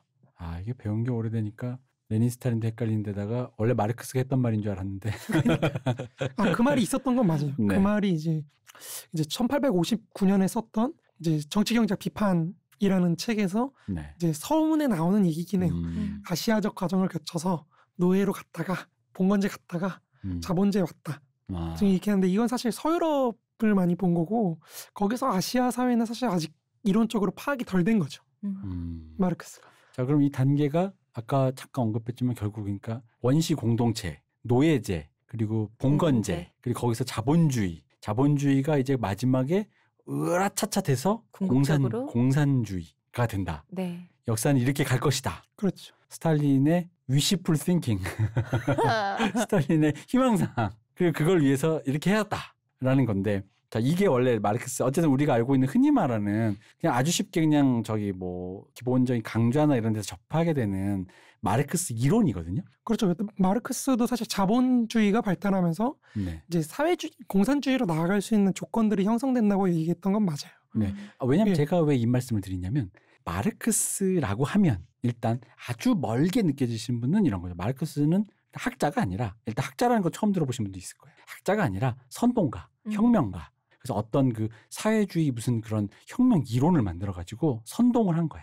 그래가지고 이렇게 막 유튜브 같은 거 해가지고 IS처럼 사람 끌어모아 가지고 이랬다라는 느낌을 알고 계신 분이 많고 그런데 그럼 우리가 흔히 들을 수 있는 마르크스의 이론이 마르크스가 그럼 무슨 이론을 했다는 것도 처음 들어보지만 그럼 무슨 이론을 했는데 하면 그것도 잘 모르시는 분들이 많아요. 그러다 보니까 마르크스의 이론이라기보단 아까 방금 이제 우리 문세님이 바로 교정해 주셨지만 마르크스의 어떤 이론을 스탈린이 좀 더 심플하게 다듬은 것이 역사의 발전 단계인데 이 역사의 발전을 이런 식으로 일단 구성한다. 그랬을 때 각 나라에 있는 혁명가들이 지금 우리나라가 이 얘기에서 어느 단계 위치에 있다. 그렇죠. 그러니 최종 단계는 공산주의 사회라는 이상형 유토피아로 나가기 위해서 지금 이 단계를 다음 단계로 어쨌든 이렇게 발전시켜야 한다라는 관점에서부터 시작하는 거 여기서부터가 혁명의 시작 혹은 뭐 아까 말한 뭐 그 세부적으로 뭐 혁명하고 나서 공업화의 시작 뭐 기타 여러 가지 모든 것이 시작되는 논의의 시작이다라는 거잖아요. 그렇죠. 그러니까 여기를 일단 전제를 안 깔면 마르크스가 뭔진 모르겠지만 빨갱이인데 그걸 그렇게 사람들이 저렇게 좋아 죽어가지고 일본의 학자도 러시아의 혁명가도 뭐 서유럽의 누구도 이런 게 생각하는데 그게 뭐냐는 거죠. 그래서 그렇죠. 아마 이 부분을 조금 이렇게 정리하고 싶어서 제가 그냥 잠깐 말씀을 드렸습니다. 그게 사실 굉장히 강력한 힘을 갖는 게 우리가 근대라는 걸 사실 생각할 때 네. 자본주의화를 자립적으로 이루는 국가는 사실 영국밖에 없거든요. 그러니까 그 이외의 나머지 지역들은 사실 대부분이 우리가 후진국이구나라는 거를 인식하면서 근대를 시작하거든요. 내가 뭘 모르는지 몰랐었는데 조선이든 뭐든 그러니까 네. 지식인들이 우리가 이렇게 후진적이었구나라는 걸 인식하면서 그럼 어떻게 저거를 따라잡을 것이냐. 이 문제가 사실은 국가적인 목표로도 굉장히 중요해지지만 지식인들의 어떤 사고체계에서도 굉장히 중요해지는 거죠. 네네. 근데 이 마르크스주의라는 게 사실 굉장히 명확하게 정리를 해주는 본건제. 너네 지금 어느 단계다. 너네 지금 어느 단계고 여기까지 와야 뭘 할 수 있어. 네. 뭐 이런 걸 정해주니까 이런 과정에서 사실 대부분의 한국 경제사 연구도 그렇고 나머지 많은 경제사 연구자들이 자국에서 그 본건제를 네. 찾으려고 노력을 해요. 본건제가 있었고 우리 자본주의가 발달하고 있었고 그러니까 우리도 그 단계에 적용시켜야 그렇죠. 되니까. 적용시켜야 되니까. 빨간 뱃쌤이 괜히 빨간색이 아니구만. 콕콕 집어서 이렇게 집어주시는 선생님이 그게 그렇구만. 그럼 이제 여기서 이제 어쨌든 그 마르크스주의 이론이 그렇습니다. 근데 이제 저는 궁금한 우리 이거 게 잠깐만 우리 맨 처음에 우리 방송 전에 얘기했잖아요. 카를 마르크스, 막스, 막스. 그렇죠. 여러분 겹받침 막스, 리을 기억, 막스. 그리고 그냥 기억 막스 다 같은 사람이죠. 마르크스. 네. 네. 막스 베버랑 헷갈리시는 분이 있어요. 실제로 제 지인 그럴 수 있죠. 아는 분이 막스라고만 하니까. 막스 베버 그 뭐죠 신교윤리학 자본주의 정신 뭐 그 책의 제목이 막스 베버니까 마르크스 그런 거랑 연결돼가지고 그 군대에서 그 된 적이 있어요. 자본주의 왜냐면 그 앞에 자본주의 써 있으니까 예를 들어 이 사람이 전혀 다른 학문이었으면 읽다가도 이 사람이 그 사람은 아니구나 이럴 수도 있는데 자본주의 어쩌고 써놓으니까 그 막스가 이 막스 이러면서 근데 막스 베버와 칼 막스는 다른 사람이다. 그렇죠. 네. 자, 그럼 일단 하지만 마르크스와 막스는 같은 사람이다. 그렇죠. 네. 하지만 그 우리 저 표준어 네. 맞춤법에서는 마르크스가 맞습니다. 마르크스. 이제 우리 막스는 마르크스로 이제 하는 것으로. 그럼 이제 그런 거죠. 그러니까 우리가 이제 마르크스가 하나의 교리처럼 느껴지는 경우가 있어요. 그렇죠. 그러니까 내가 이걸 역사를 이렇게만 봐야 되는가? 다르게 볼 수 없는가? 그렇죠. 어떻게 생각하십니까? 저는 사실 마르크스주의자이기 때문에 그 어떤 세계사의 기본 법칙이라고 했던 아까 그 단계 그거를 조금 더 추상적으로 독해를 하면은 볼 수 있다고 생각해요. 그렇게 발전한 걸로 볼 수 있다고 생각해요. 사실 제가 지금 이제 출판하려고 준비하는 책의 원고가 그거거든요. 그거를 다시 해석을 해서 좀 더 추상적으로 개념화를 시켜가지고 전 세계라고까지 하기엔 조금 과대라고 할 수 있지만 어쨌든 대부분의 나라에 적용될 수 있도록 좀 형태를 바꾸려고 노력했던 게 그런 거거든요. 그러니까 저는 개인적으로는 그게 맞다고 생각해요. 왜냐면은 이제 마르크스 얘기를 하면 모든 좌파 아무래도 좌파 얘기들을 잠깐 하다 보면 마르크스주의가 뭐 안 나올 수가 없으니까 그러다 보면 이게 무슨 그 과학의 혹은 수학의 공리 같은 느낌을 받는 거예요. 그렇죠. 이 프레임으로만 세계를 인식해야만 되는 건가? 그럼 요거 바깥에 다른 프레임이 없는 거야? 라는 거죠. 기독교 세계관 보다가 밖에 나왔던 이슬람교가 있을 수 있잖아요. 그럼 이제 이걸 좀 봐야 되는데 그게 아니라 우리가 요 안에만 있는 건가 싶은 그런 생각 때문에 이제 잠깐 이제 요 질문을 드린 거고 제가 이제 왜 요 얘기를 하냐면 최근에 요건 잠깐 사담을 하자면 최근에 미국 대선 후보인 민주당 대선 앤드류 양의 그 영상이 화제잖아요. 그렇죠. 앤드류 양의 그 영상의 내용을 보다 보면 전 두 가지로 감탄한 거죠. 하나는 감탄하고 하나는 놀랬어요. 감탄한 포인트는 뭐냐면 한 15년, 20년 하다못해 지금 뭐 임종석 지금 조국 법무부 장관이 젊었던 시절 뭐 80년대 그 시절에 이 얘기를 했으면 이건 빨간 얘기거든요. 거의 혁명하자는 얘기인데 그 같은 내용을 이렇게 유려하고 온건하면서 유머러스하게 자연스럽게 말할 수 있는 이 화법에 감탄했어요.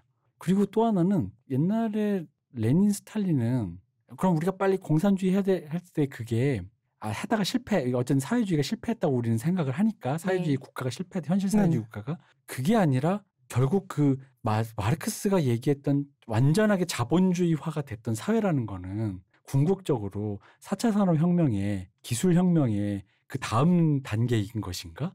지금 말하는 게 거의 공산주의 얘기인데 공산주의라는 얘기를 빗대서 왜냐면 그 시기가 온 이유는 우리가 공산주의 하게 된 이유는 AI가 4차 혁명이 이런 식의 느낌의 논리 전개로 가고 있어요. 그러다 보니까 들으니까 레닌이 100년 너무 일찍 태어나가지고 마르크스주의자는 그저 웃을 뿐입니다. 그렇습니까? 어떻습니까? 이 부분에 대해서. 그냥 뭐 만족스럽죠. 자본가들이 알아서 이렇게 얘기를 해주니까 저희는 미국에. 그렇죠. 아니, 난 왜냐면 이 얘기 진짜 우리 문쌤이 흐뭇해하실 것 같았어. 아니 이렇게 허허허 이러면서 물론 알아서 저는 기본소득에 찬성하진 않지만 네. 사실 마르크스 말씀하신 것처럼 네. 마르크스가 얘기했던 게 이제 그런 거거든요. 그러니까 네. 이 자본주의가 전개되다 보니까 자기를 유지하기 위해서 이렇게 하다 보니까 사회주의가 되는 거거든요. 네. 그 자기 유지를 위해서. 네. 네. 근데 사실 마르크스가 했던 말은 그거예요. 그 원리를 우리가 이해를 하면은 이걸 좀 빨리 줄일 수 있다는 거죠. 인간의 의지로. 근데 이제 레닌과 스탈린 같은 사람들은 사실 이게 문제예요. 그러니까 너무 농민이 많을 때, 아직 자본주의가 덜 발달할 때 네. 그런 걸 하려다 보니까 이게 앞으로 우리 논의에서 계속 나오겠지만 이 농민이라는 걸 어떻게 이해해야 되는가 이론에서 이게 점점 침투에 들어오기 시작하면서 이론 내부로 마르크스주의 이론 자체가 붕괴해버리거든요. 네. 아시아 사회 특히 아시아 사회 농민이 너무 많으니까. 네. 그러니까 이런 거 과정을 겪는 건데 저는 사실 그런 의미에서 우리가 다시 마르크스를 한번 생각을 해볼 필요가 있다. 네. 지금 이렇게 어느 정도 소위 말해 마르크스가 말하는 그러니까 이게 마르크스가 1858년에 유럽에서 혁명이 실패해요. 그리고 영국에 가서 정치 경제 연구를 엄청 열심히 해요. 네. 그리고 이제 예측을 해요. 야, 1857년에 혁명 터진다. 1857년? 네, 1857년에. 그렇게 구체적인 연도를? 네네. 경제 공황이 1857년쯤에 도래할 거고 그 공황이 도래하면 혁명이 터질 거다. 이렇게 예측을 해요. 근데 실제로 공황이 터져요. 1857년에. 그러니까 이 양반이 흥분해가지고 이제 난리가 난 거죠. 드디어 때가 왔다. 드디어. 봤어. 내 말 맞는 거 봤어. 이러면서 막 난리가 난 거예요. 그래가지고 이제 밤새도록 글을 쓰거든요. 혁명이 올 것이니까. 그렇죠. 이제 빨리 혁명이 오니까 빨리 노동자들 교육을 시켜야 될 거 아니에요. 이 주체인데. 막 쓰는데 혁명이 안 와요. 공황은 터졌는데. 공황만 오고. 혁명이 안 와요. 눈물 난다. 그래서 마르크스가 1858년쯤 되면은 아닌갑다 이러고 이제 자기 반성문을 비슷하게 써요. 서설을 써요. 서문을 쓰면서 뭐라고 쓰냐면 한 사회가 멸망하는 데는 그 사회가 갖고 있는 내적 역량, 네. 그 생산력 발전이 충분한 수준에 이를 때까지 가야 된다. 그래야 없어져. 그전에는 망해도 망한 게 그렇죠. 아니다. 망하지 않는다라고 써요. 정확하게. 근데 바로 이 얘기 때문에 그렇죠. 제가 그 앤드류 양의 그 얘기가 너무 잊어먹었던 마르크스가 무덤에서 튀어나와. 무덤에서 튀어나오는 걸 느꼈다니까. 내가 그걸 보다가 그래서 이 그렇죠. 기획에 지금이 충분하다 네. 이거죠. 그러니까 필요성을 느낀 거예요. 제가 지금 안 하려면 이 방송의 기획을 필요성 느낀 게 그 사람 말한 게 딱 그 얘기였어요. 그렇죠. 이 시대가 지금 충분하다. 이젠 맞네. 드디어 노동 해방되고 근데 자본주의 내적 동력 때문에 계속 가야 되겠고 그렇죠.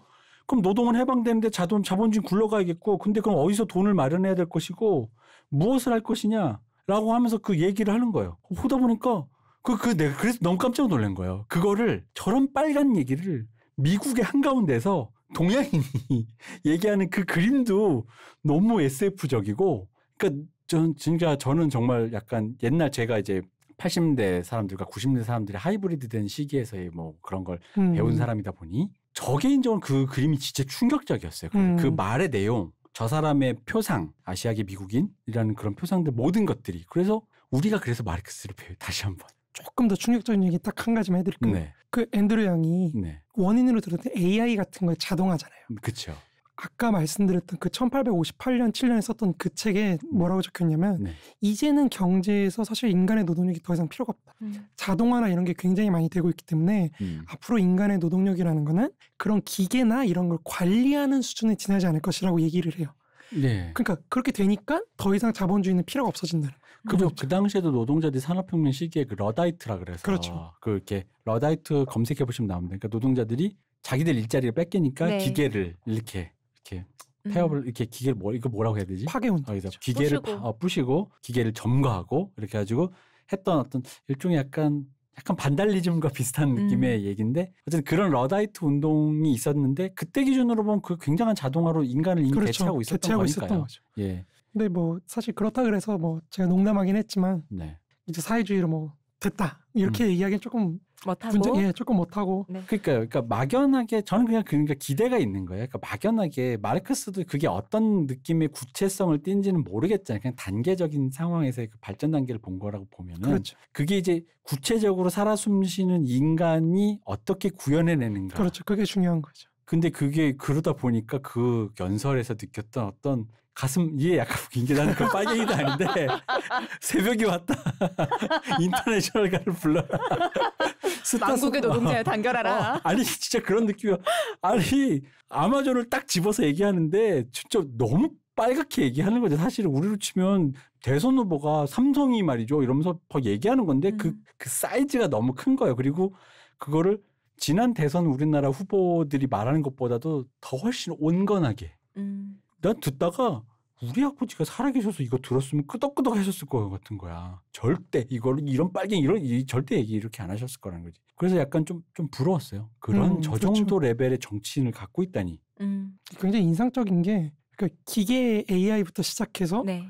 기본소득으로 가거든요. 그렇죠. 기본소득이 왜 필요한지. 근데 기본소득에서 미국 건국의 아버지들 얘기로 넘어가는 거죠. 그러니까 굉장히 인문학적인 그런 얘기까지 그렇게 맞아요. 포괄해서 한다는 게 사실 저는 되게 충격적이었어요. 충격적이고 그거를 한 몇 분 안에 10분 정도의 스피치로 딱 압축해가지고 스토리텔링을 짰다라는 거에서 너무 놀랐어. 진짜 너무 놀랐어. 그리고 약간 그러니까 왜냐면 예전 지난 대선 후보의 그 약간 민주당 그 사회당 샌더스였나요? 그쵸. 샌더스가 말한 건 약간 저는 그냥 약간 고전적인 약간 사민주의 같은 느낌이죠. 그쵸. 고전적인 사회주의자 그냥 말하는 것처럼 느껴졌어요. 그래서 그냥 늘 듣던 말이다라고 싶었는데 그러다 보니까 그 참신함에 그래서 저희가 여러분 안 하려면 그래서 준비한 겁니다 이게.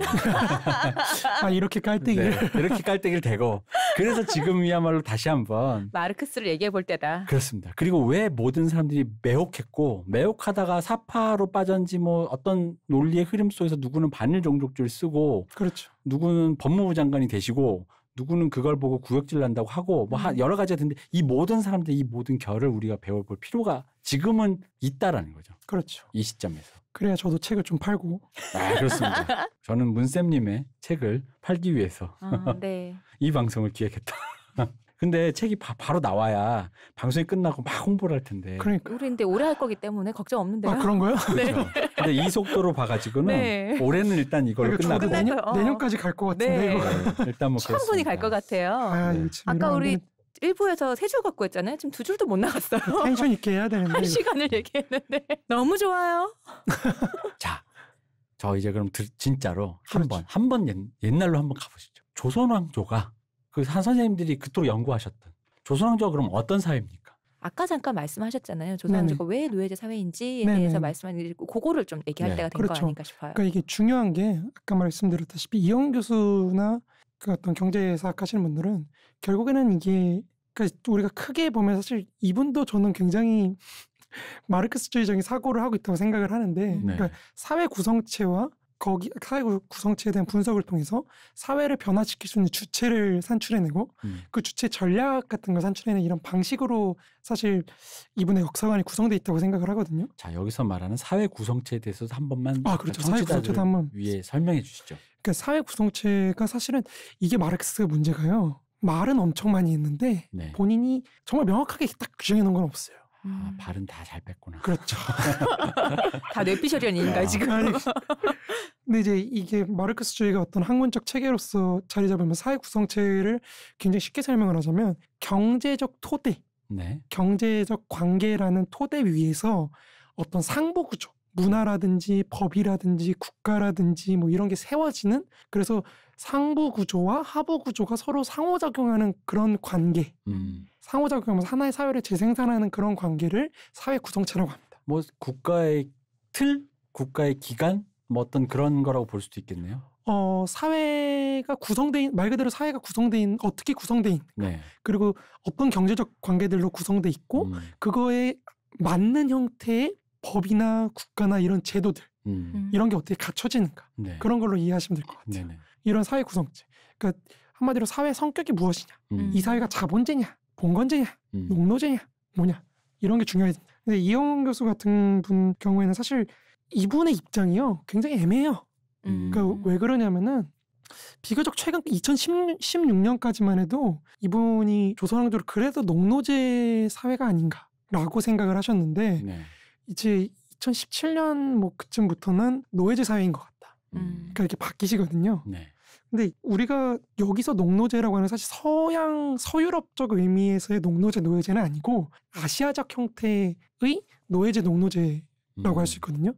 그러면 그 차이는 뭘까요? 그렇죠. 네. 그 차이가 중요해지는 거죠. 이 차이가 사실은 아까 말했듯이 근원을 따져가면 마르크스로 돌아가는 거죠.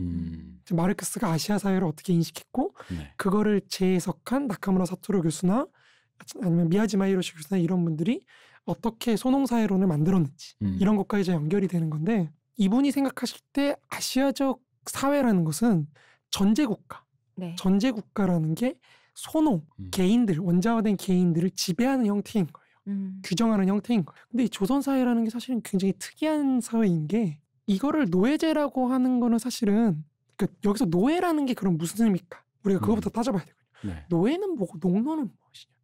그러니까 서유럽적 의미의 노예는 뭐 어떤 거 생각나세요? 보통 거주 이전의 자유 같은 것이 없고 그렇죠. 임금을 받지 아니하며 그렇죠. 최소한의 그냥 어떤 그 의식주만을 제공받으면서 끊임없이 노동에 시달려야만 하는 자기의 의지나 자유 뭐 이런 것들이 제한되어 있는 상태?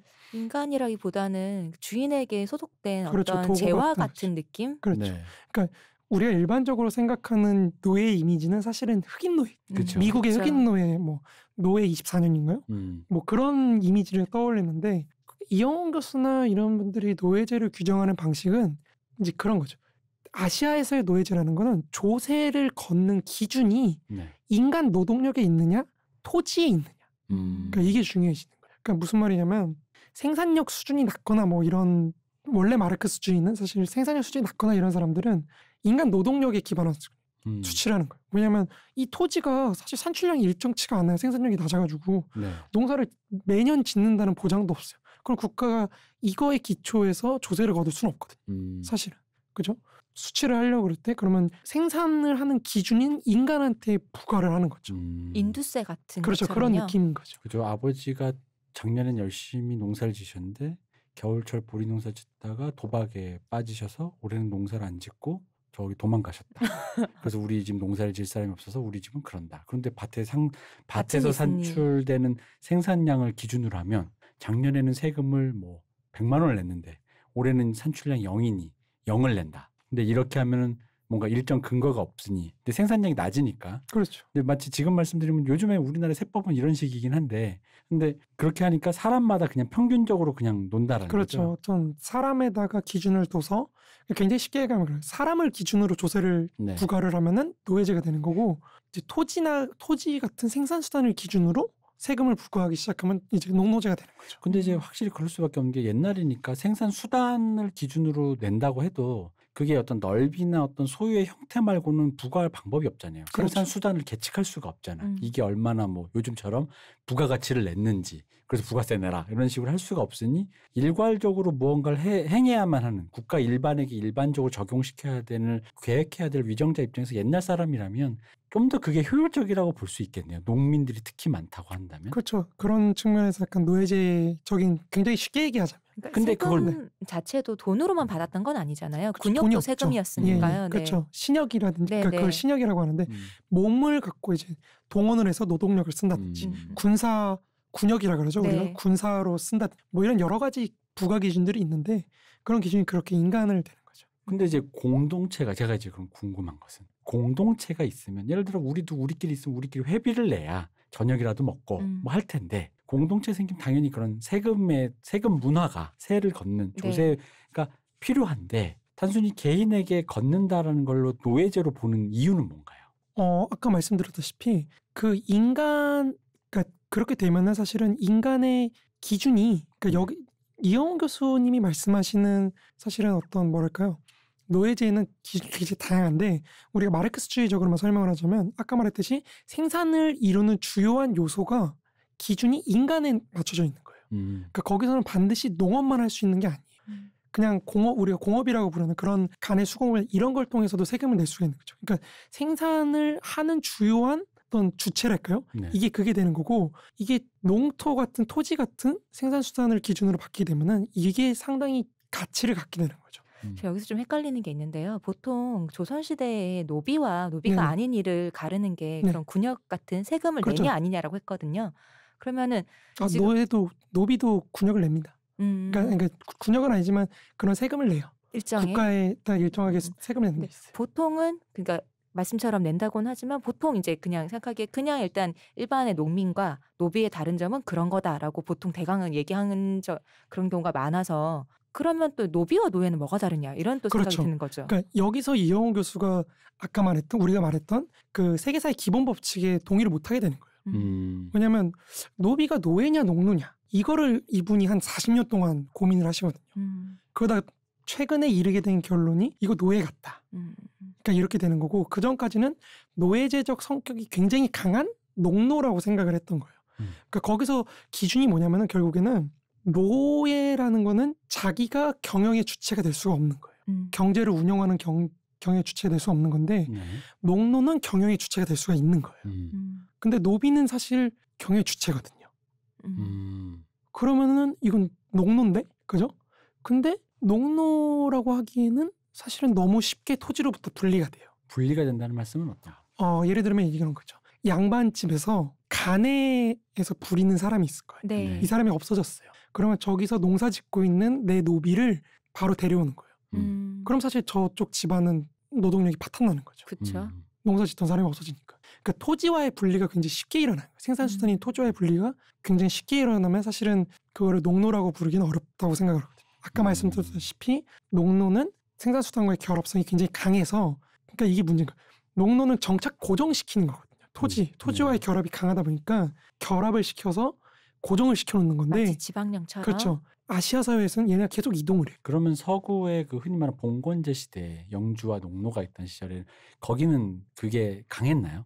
어떤? 그러니까 그런 토지와의 결합성. 그렇죠, 강한 거죠. 그러니까 이 서유럽에서는 그래서 기사와 농노와 사제가 분리가 되는 거예요.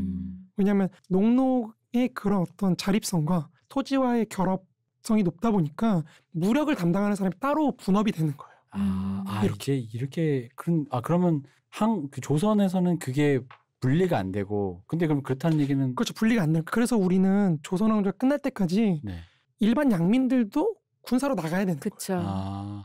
이게 그러니까 좀 더 쉽게 설명을 드리면, 우리가 그 전략 시뮬레이션 할 때 네. 1캔이는 일만 하지 전투 유닛이 안 되는데, 네. 굳이 하자면 하지만 전투 유닛은 따로 뽑잖아요. 스타크래프트로 친다면. 네. 이제 그게 이제 농노지 사회에 가깝고. 그렇죠. 그러니까 미네랄 캐논은 따로 있고. 이걸 약간 고급지게 표현하자면 병농 분리가 이루어졌느냐, 병농 일치가 이루어졌느냐, 이게 굉장히 중요한 기준점 중에 하나인 거죠. 근데 한국은 뭐 요즘으로 치면은 이렇게 여기서 아날람 방송하다가 예비군 소집하면 그렇죠, 가고 뛰어나가는 그런 사회다. 그렇죠. 그러니까 병농 분리가 덜 된 사회이기 때문에. 네. 그러니까 사실 일본만 하더라도 사무라이와 농민이 굉장히 분리가 잘 돼 있거든요. 네, 맞아요. 그렇죠. 병농 분리가 굉장히 잘 돼 있고, 유럽도 아까 말했던 기사와 농민이 분리가 돼 있고. 계급 자체가 다르니까요. 그렇죠. 중국도 사실은 그런 병농 분리가 일어나요. 중국형 병농 분리가. 송나라 시절부터 10세기. 근데 조선 왕조는 끝까지 인간을 어떻게든지 갈아넣는 이런 체제이기 때문에. 유구하구만. 그렇죠. 전통이구만 이거. 유구하네. 그러니까 이영훈 교수가 고민을 하는 게, 노비는 대체 뭘까? 노비는 대체 뭘까? 그러면 이렇게 인간에 대한 어떤 노동력을 계속 착취하는 이런 형태인데, 또 소경영은 또 한단 말이죠. 경영이라는 걸 한단 말이죠. 소농으로서의 경영을 한단 말이죠. 소농 그렇게 치면 또 굉장히 또 자유로운 구석이 있어요. 그렇죠. 그러면 이제 이거는 대체 그럼 농노라고 해야 되는 건가? 그러네요. 그게 되게 어려운 건데, 이분은 사실 계속해서 농노비 아니냐? 농노비 아니냐? 이분은 이제 농노라고 계속 주장을 하셨던 건데, 이제 요즘에는 노예라고 하시는 거죠. 바뀌셔서. 노예라고 바뀌시면서 이제 조선왕조 이거 다 노예제 사회고, 이 조선왕조 이거 아주 후진 몹쓸 것들이다. 근데 이제 그런 게 있어요. 이 소농이 노예라는 거는요, 결국에는 자기 자신이 어떤 결정권이 없는 거거든요. 네. 정치적인 결정권도 없고, 그러니까 조선왕조도 사실 노비도 그렇지만 상민에 대한 자율성을 인정해주지 않아요. 무슨 말이냐면 우리는 사실 조선왕조 뭐 가부장제라고 얘기를 하지만 조선왕조의 가장들은 자기 식솔들을 처벌할 수 있는 권한이 없어요.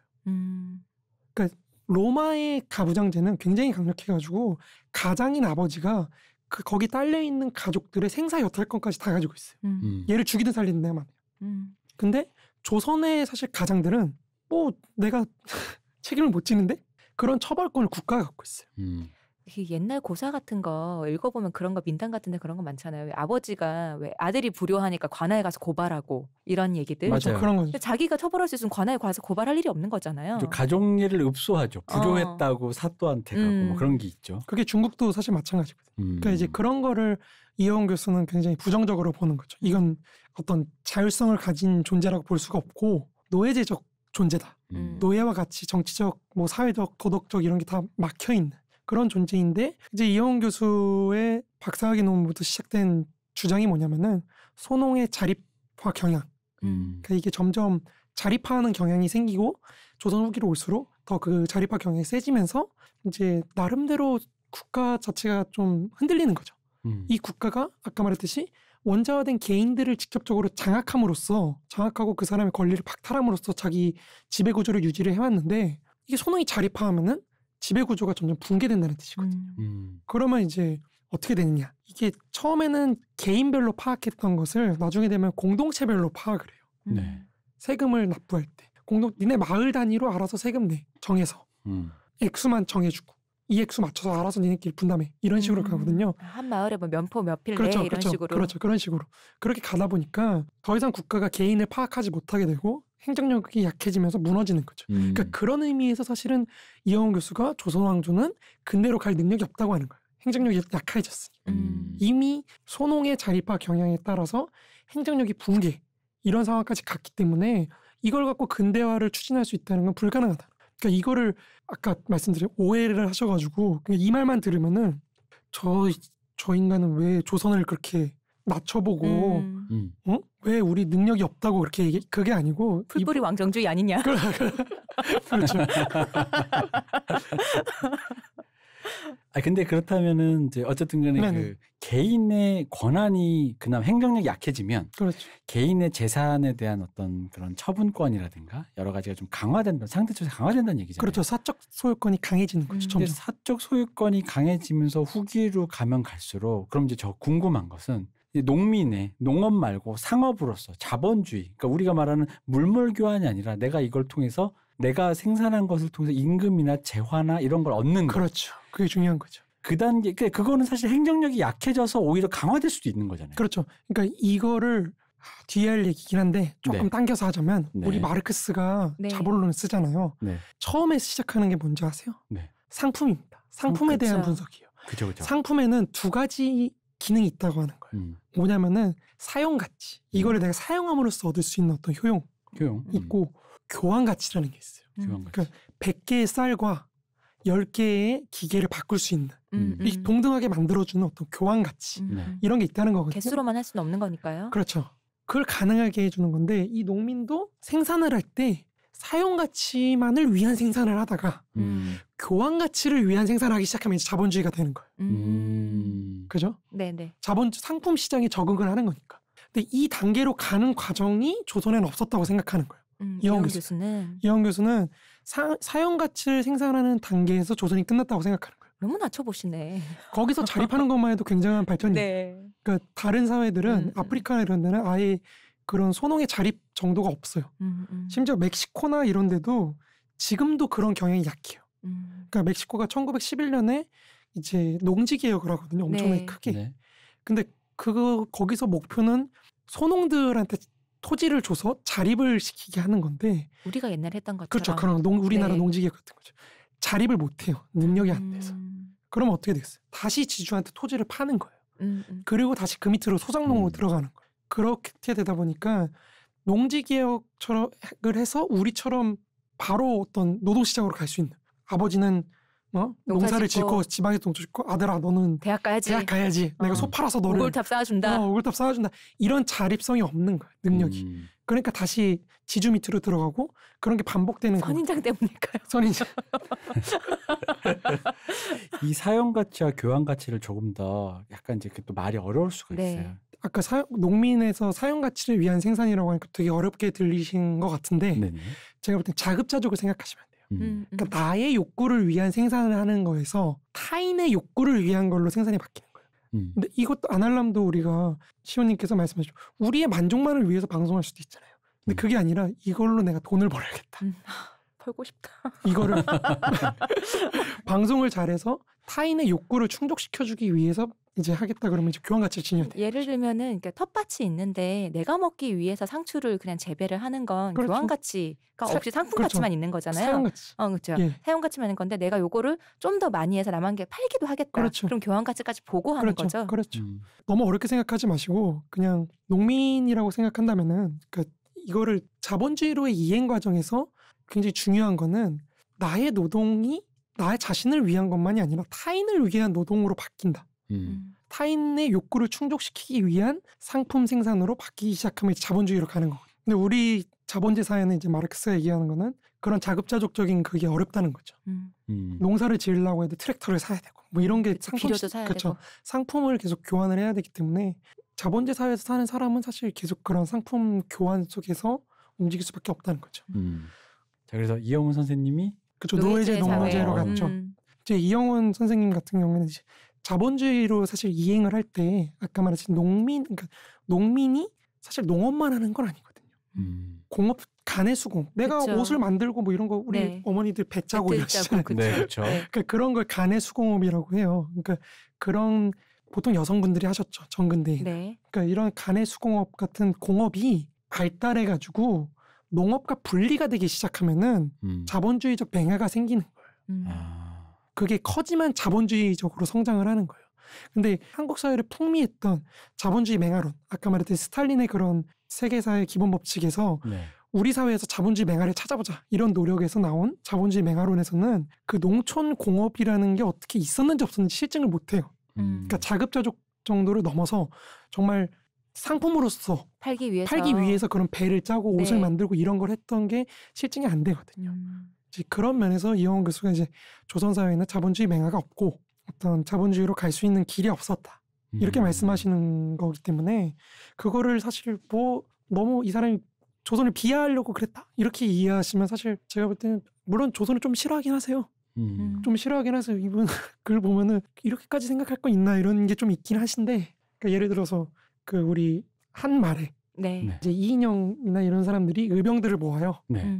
서울로 진군하자. 일본 놈들과 이걸 뭐라니까 국왕 고종을 지키자. 그래서 의병들이 전국에서 모여가지고 서울 진공 작전을 하는데 서울 바로 앞에서 패퇴당해요.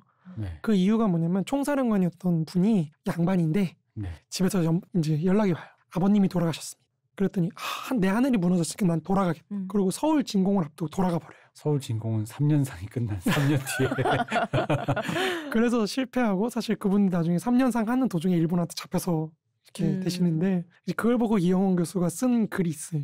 이런 국가가 망하는데 이런 나라가 어딨냐고 이게 이제 그런 게 좀 있는데 저는 사실 그것도 이해가 가능하다고 생각하거든요. 수신제가 치국 평천하니까요. 그렇죠.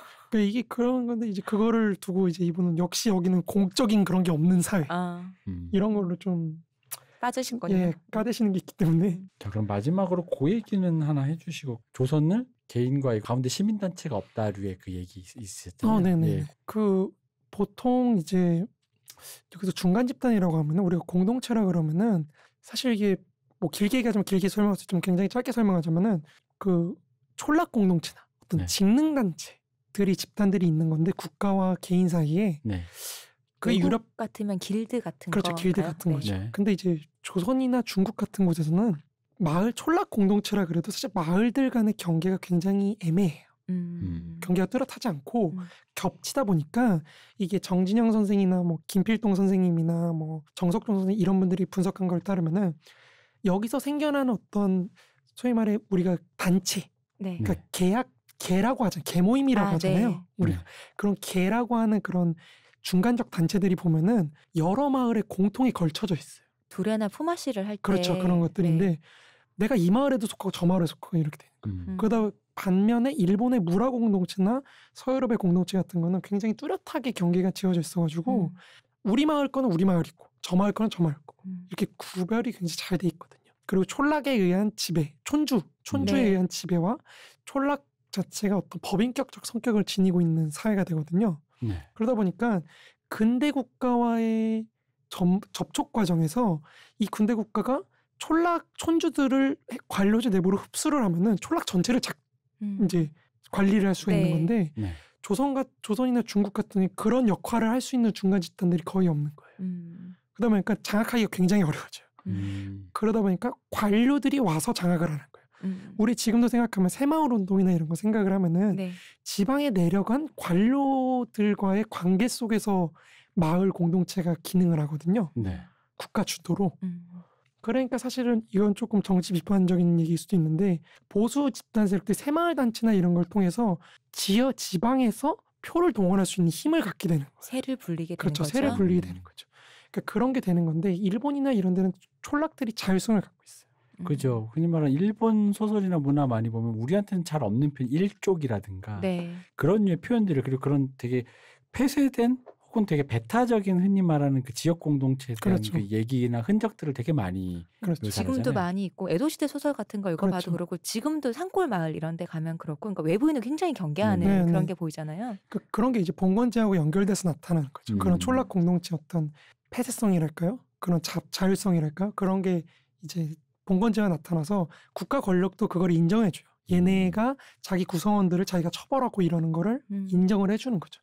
근데 아까 말씀드렸다시피 조선왕조 같은 사회는 그런 어떤 독자적인 자율적인 영역을 인정하지 않아요. 국가가. 심지어 가족 내부에까지 국가 권력이 침투해 들어가니까. 그러니까 이제 사실 중간적 집단이라는 게 거의 없는 상태가 되는 거죠. 그렇기 때문에 이영훈 교수님은 여기를 농노제라고 보기 그래도 최대한 유보적으로 보려고 했지만 그렇죠. 안 종국에는 아, 되겠다. 안 되겠다. 이건 노예제다. 안 되겠다. 이건 노예제다. 이건 이런 중간 단체도 없고 어. 뭔가 어떤 그런 것도 없고 하다 보니 안 되겠다라는 생각으로 빠지신 거죠. 그렇죠. 빠지시는 거죠. 왜냐하면 사실 우리가 근대적인 기능이라고 했을 때 대부분은 사실 그런 촌락 공동체 자율성에 의해서 나타나거든요. 예를 들어서 금융. 네. 금융이라 그랬을 때 사실은 금융은 신뢰관계거든요. 그렇죠. 그죠? 근데 그걸 어떻게 나타나냐면 서유럽의 촌락 공동체들이 보증을 해주는 거예요. 내가 이 사람한테 돈 빌려주는 거 보증해 줄게. 너 빌려줘. 상인이나 이런 돈 많은 애들아 네. 얘한테 빌려줘도 돼. 그러니까 이러면서 사실 은행업이나 이런 게 발달하기 시작하는 거거든요. 근데 중국이나 조선 우리나라는 같은 그런 게 없으니까 보증해 줄 사람이 없으니까 그런 어떤 신용관계라든지 그런 게 생겨나지 않는 거죠. 그러니까 굉장히 특이한 게 우리 드라마 같은 거 보시면 아시겠지만 서유럽의 왕조들은 국가가 빚을 져요. 맞아요. 서로 빌려주고 서로 빌려주고 국가가 빚을 지는데 조선왕조나 중국에서 빚을 졌다는 말씀 들어본 적 있으세요? 그죠. 네. 네, 그런 게 걷기만 하지. 걷기만 할 거죠.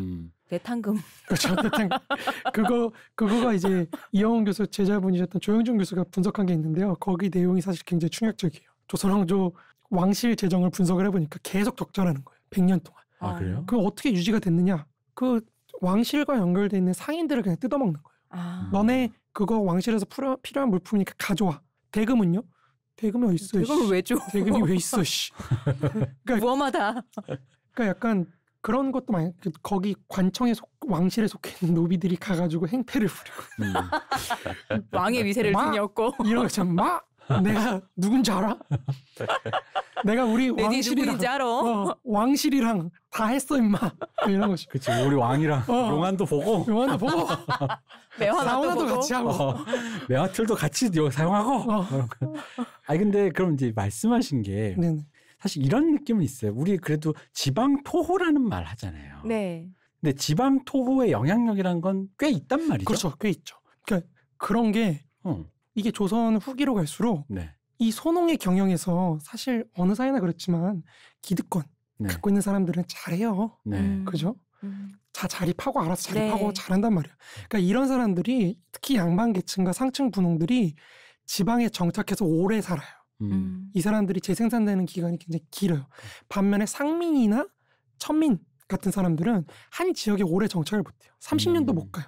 내가 이 지역에 지금 여기 마포구에 정착을 했어요. 30년은 살아야 내 자식이 뭔가 할 텐데 30년도 못 가서 여기 아닌가 봐. 그러면서 다른 데로 이동해 버리는 거예요. 그럼 그런 이동성이 강하기 때문에 지역 토호가 아까 말한 중간 단체로서의 그거를 기능을 못하는 거죠. 기능을 못한다. 기능을 못하고 양반들이 특히나 이제 고급 상층의 양반들이나 네. 관료들이 이제 친족 공동체를 형성하면서 지역에서 우리가 소위 말하는 이제 집성촌. 집성촌 같은 걸 형성을 하는 거죠. 조선 후기부터. 그러면서 사실은 바뀌어요. 원래는 조선 중기까지만 해도 네. 균등 상속이에요. 맞아요. 그러니까 우리가 가족이면 셋이 셋한테 다 똑같이 나눠줬단 말이에요. 상속을.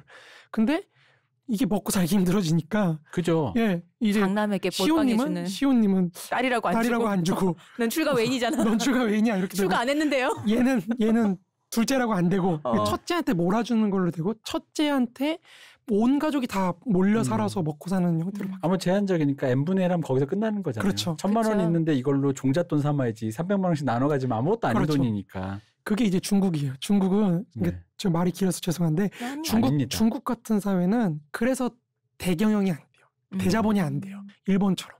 왜냐면 일본이나 이런 데는 장자상속이거든요. 네. 장자한테 다 몰아줘요. 그래서 네. 굉장히 잔인한 얘기인데 일본은 1920년 30년대까지 농촌에서 둘째 셋째가 결혼을 못해요.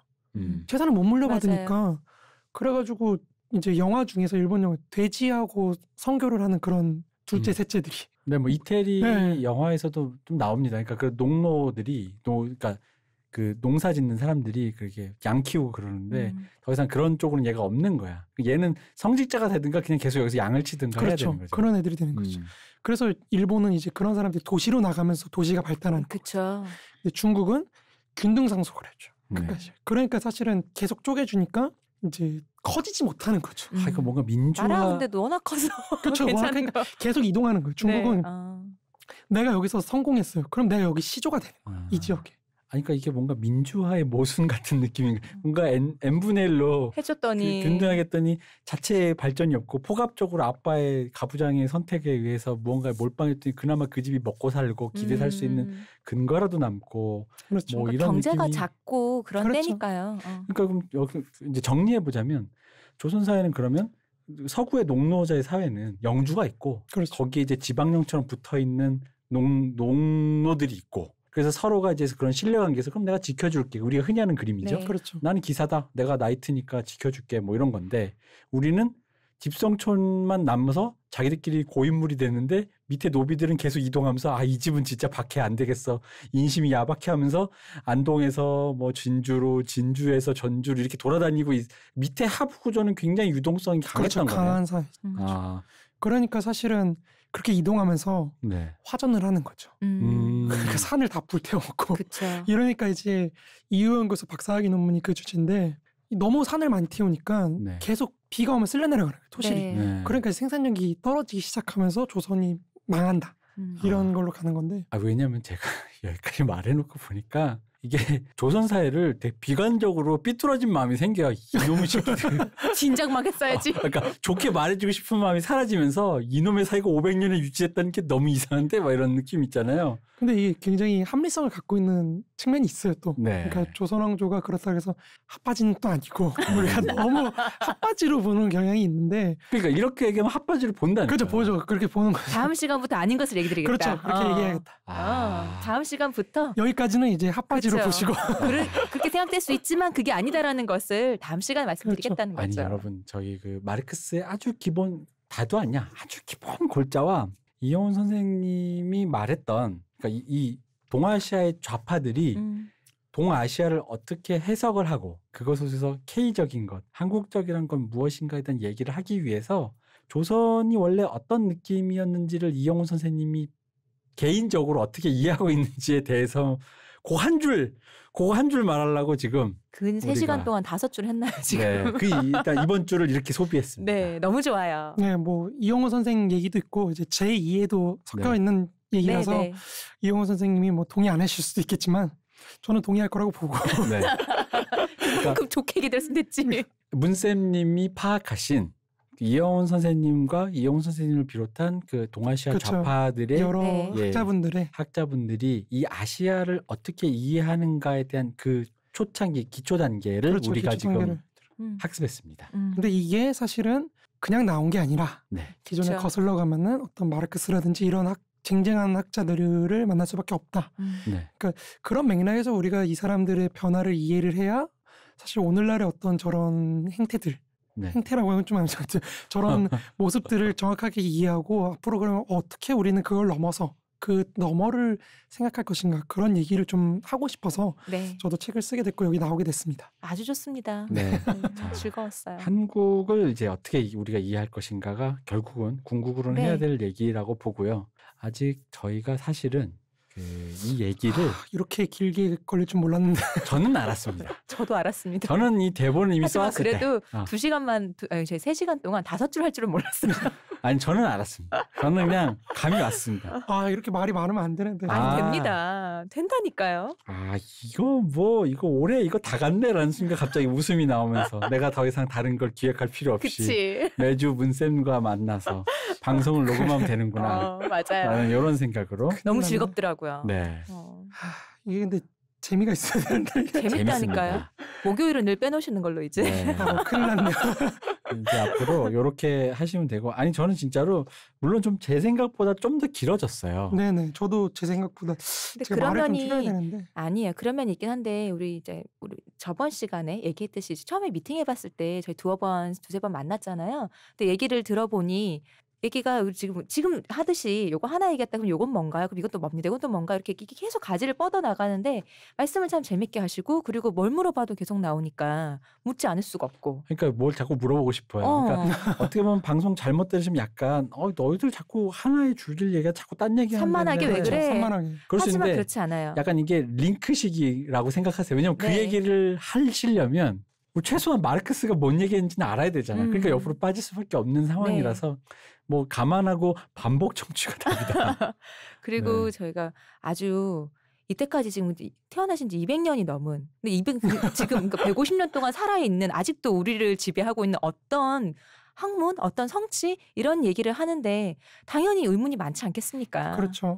네, 제가 프로이트로부터 시작해서 우리를 지배하고 있는 심리학에 대해서도 하고 있는데 우리 한수석이 지금 요즘에 바빠가지고 더 못 오시고 있는데 안 오고 또 있는데. 모셔야죠 한수장님도. 여기에 이제 마르크스가 등장하셨습니다. 그쵸. 이제 과학자 한 분이 오셔서 이 아인슈타인이랑 이런 거 한번 해주면 이제 싹 이게 예. 근대를 지배한 유태인들 시리즈를 이제 쫙 그쵸. 완료할 수 있을 것만 같은데. 맞아요. 마르크스도 유태인이니까. 네, 어쨌든 그렇습니다. 오늘은 여기까지 하고요. 너무 즐거웠습니다. 네네. 다음 주 너무 기대돼요. 이거 감사했습니다. 어떻게 하면 좋을까요? 어떻게 하면 좋아요? 어떻게 이렇게 하시면 돼요. 너무 즐거운데 이대로만 이- 하시면 돼요. 제가 볼 때 이런 속도로 가면은 한 아니에요. 저희가 전에도 얘기했듯이 초반은 조금으로 길어질 수밖에 없어요. 근데 그쵸. 나중에 되면은 전에 얘기 드렸죠라고 이미 저희가 이제 포석을 계속 깔고 있는 거잖아요. 그쵸. 지금 들으시기엔 산만한 것 같고 하지만 이게 가지를 쳐가면서 결국 이게 다 통합돼서 저번에 말씀드렸던 이 내용이 있다라고 가서 나중에는 꽤 빨리 쑥쑥 축축축 이렇게 치고 갈 거란 말이죠. 그러니까 너무 걱정 안 하셔도 돼요. 근데 사실 이까지가 툭툭 쳐놓는 거라서 맞아요. 뿌려놓는 거라서 네. 우리가 일하다가 지금 맞아. 일을 하다가 이 밑밥이 없으면은 계속해서 얘기를 할 수가 없어요. 네네. 그렇기 때문에 어쩔 수가 없다. 하지만 너무 재밌었어요. 그리고 이제 여러분들이 좀 생각하셔야 될 게 이제 이 문쌤님은 학자시니까 학문을 하시는 분이라서 학문이라는 게 하나를 위해서 토대를 깔아야 되는 게 많고 그거를 이 짧은 시간에 문쌤님이 이제 공력을 들여서 말씀을 해주시는 거다 보니까 이거를 한 번 듣고 얘기가 이해가 안 되라고 생각하시면 여러분 여러분을 과신하시는 거예요. 왜냐하면 문쌤님의 여태까지 그쵸. 살아오신 걸 다 털어놓으신 것들에 대해서 엑기스를 말씀해 주시는데 이 얘기를 방송 한 시간, 한 2시간 듣고 내가 이해할 줄 알았는데 너무 산만해로 가시면 조금 그거는 좀 그렇고 그냥 아주 큰 판에 저희가 도미노를 쌓는다고 생각해 보시면 될 것 같아요. 저희 지금 하나하나 쌓고 있고요. 네네. 나중에 이게 촥 해서 그림이 만들어질 거니까요. 같이 가시죠. 여러분 어쨌든 따라오시면 마르크스부터 아시아, 한국, 일본, 좌파의 세계사 그리고 우리 법무부 장관님의 사회주의자 이론까지 네. 다 알 수 있습니다. 네. 따라오시기 바랍니다. 그러면은 계속해서 함께 하시고요. 문세님 너무 고생 많으셨습니다. 네 감사합니다. 고생 많으셨어요, 이 대표님. 감사합니다. 감사합니다. 쉬우셨습니다.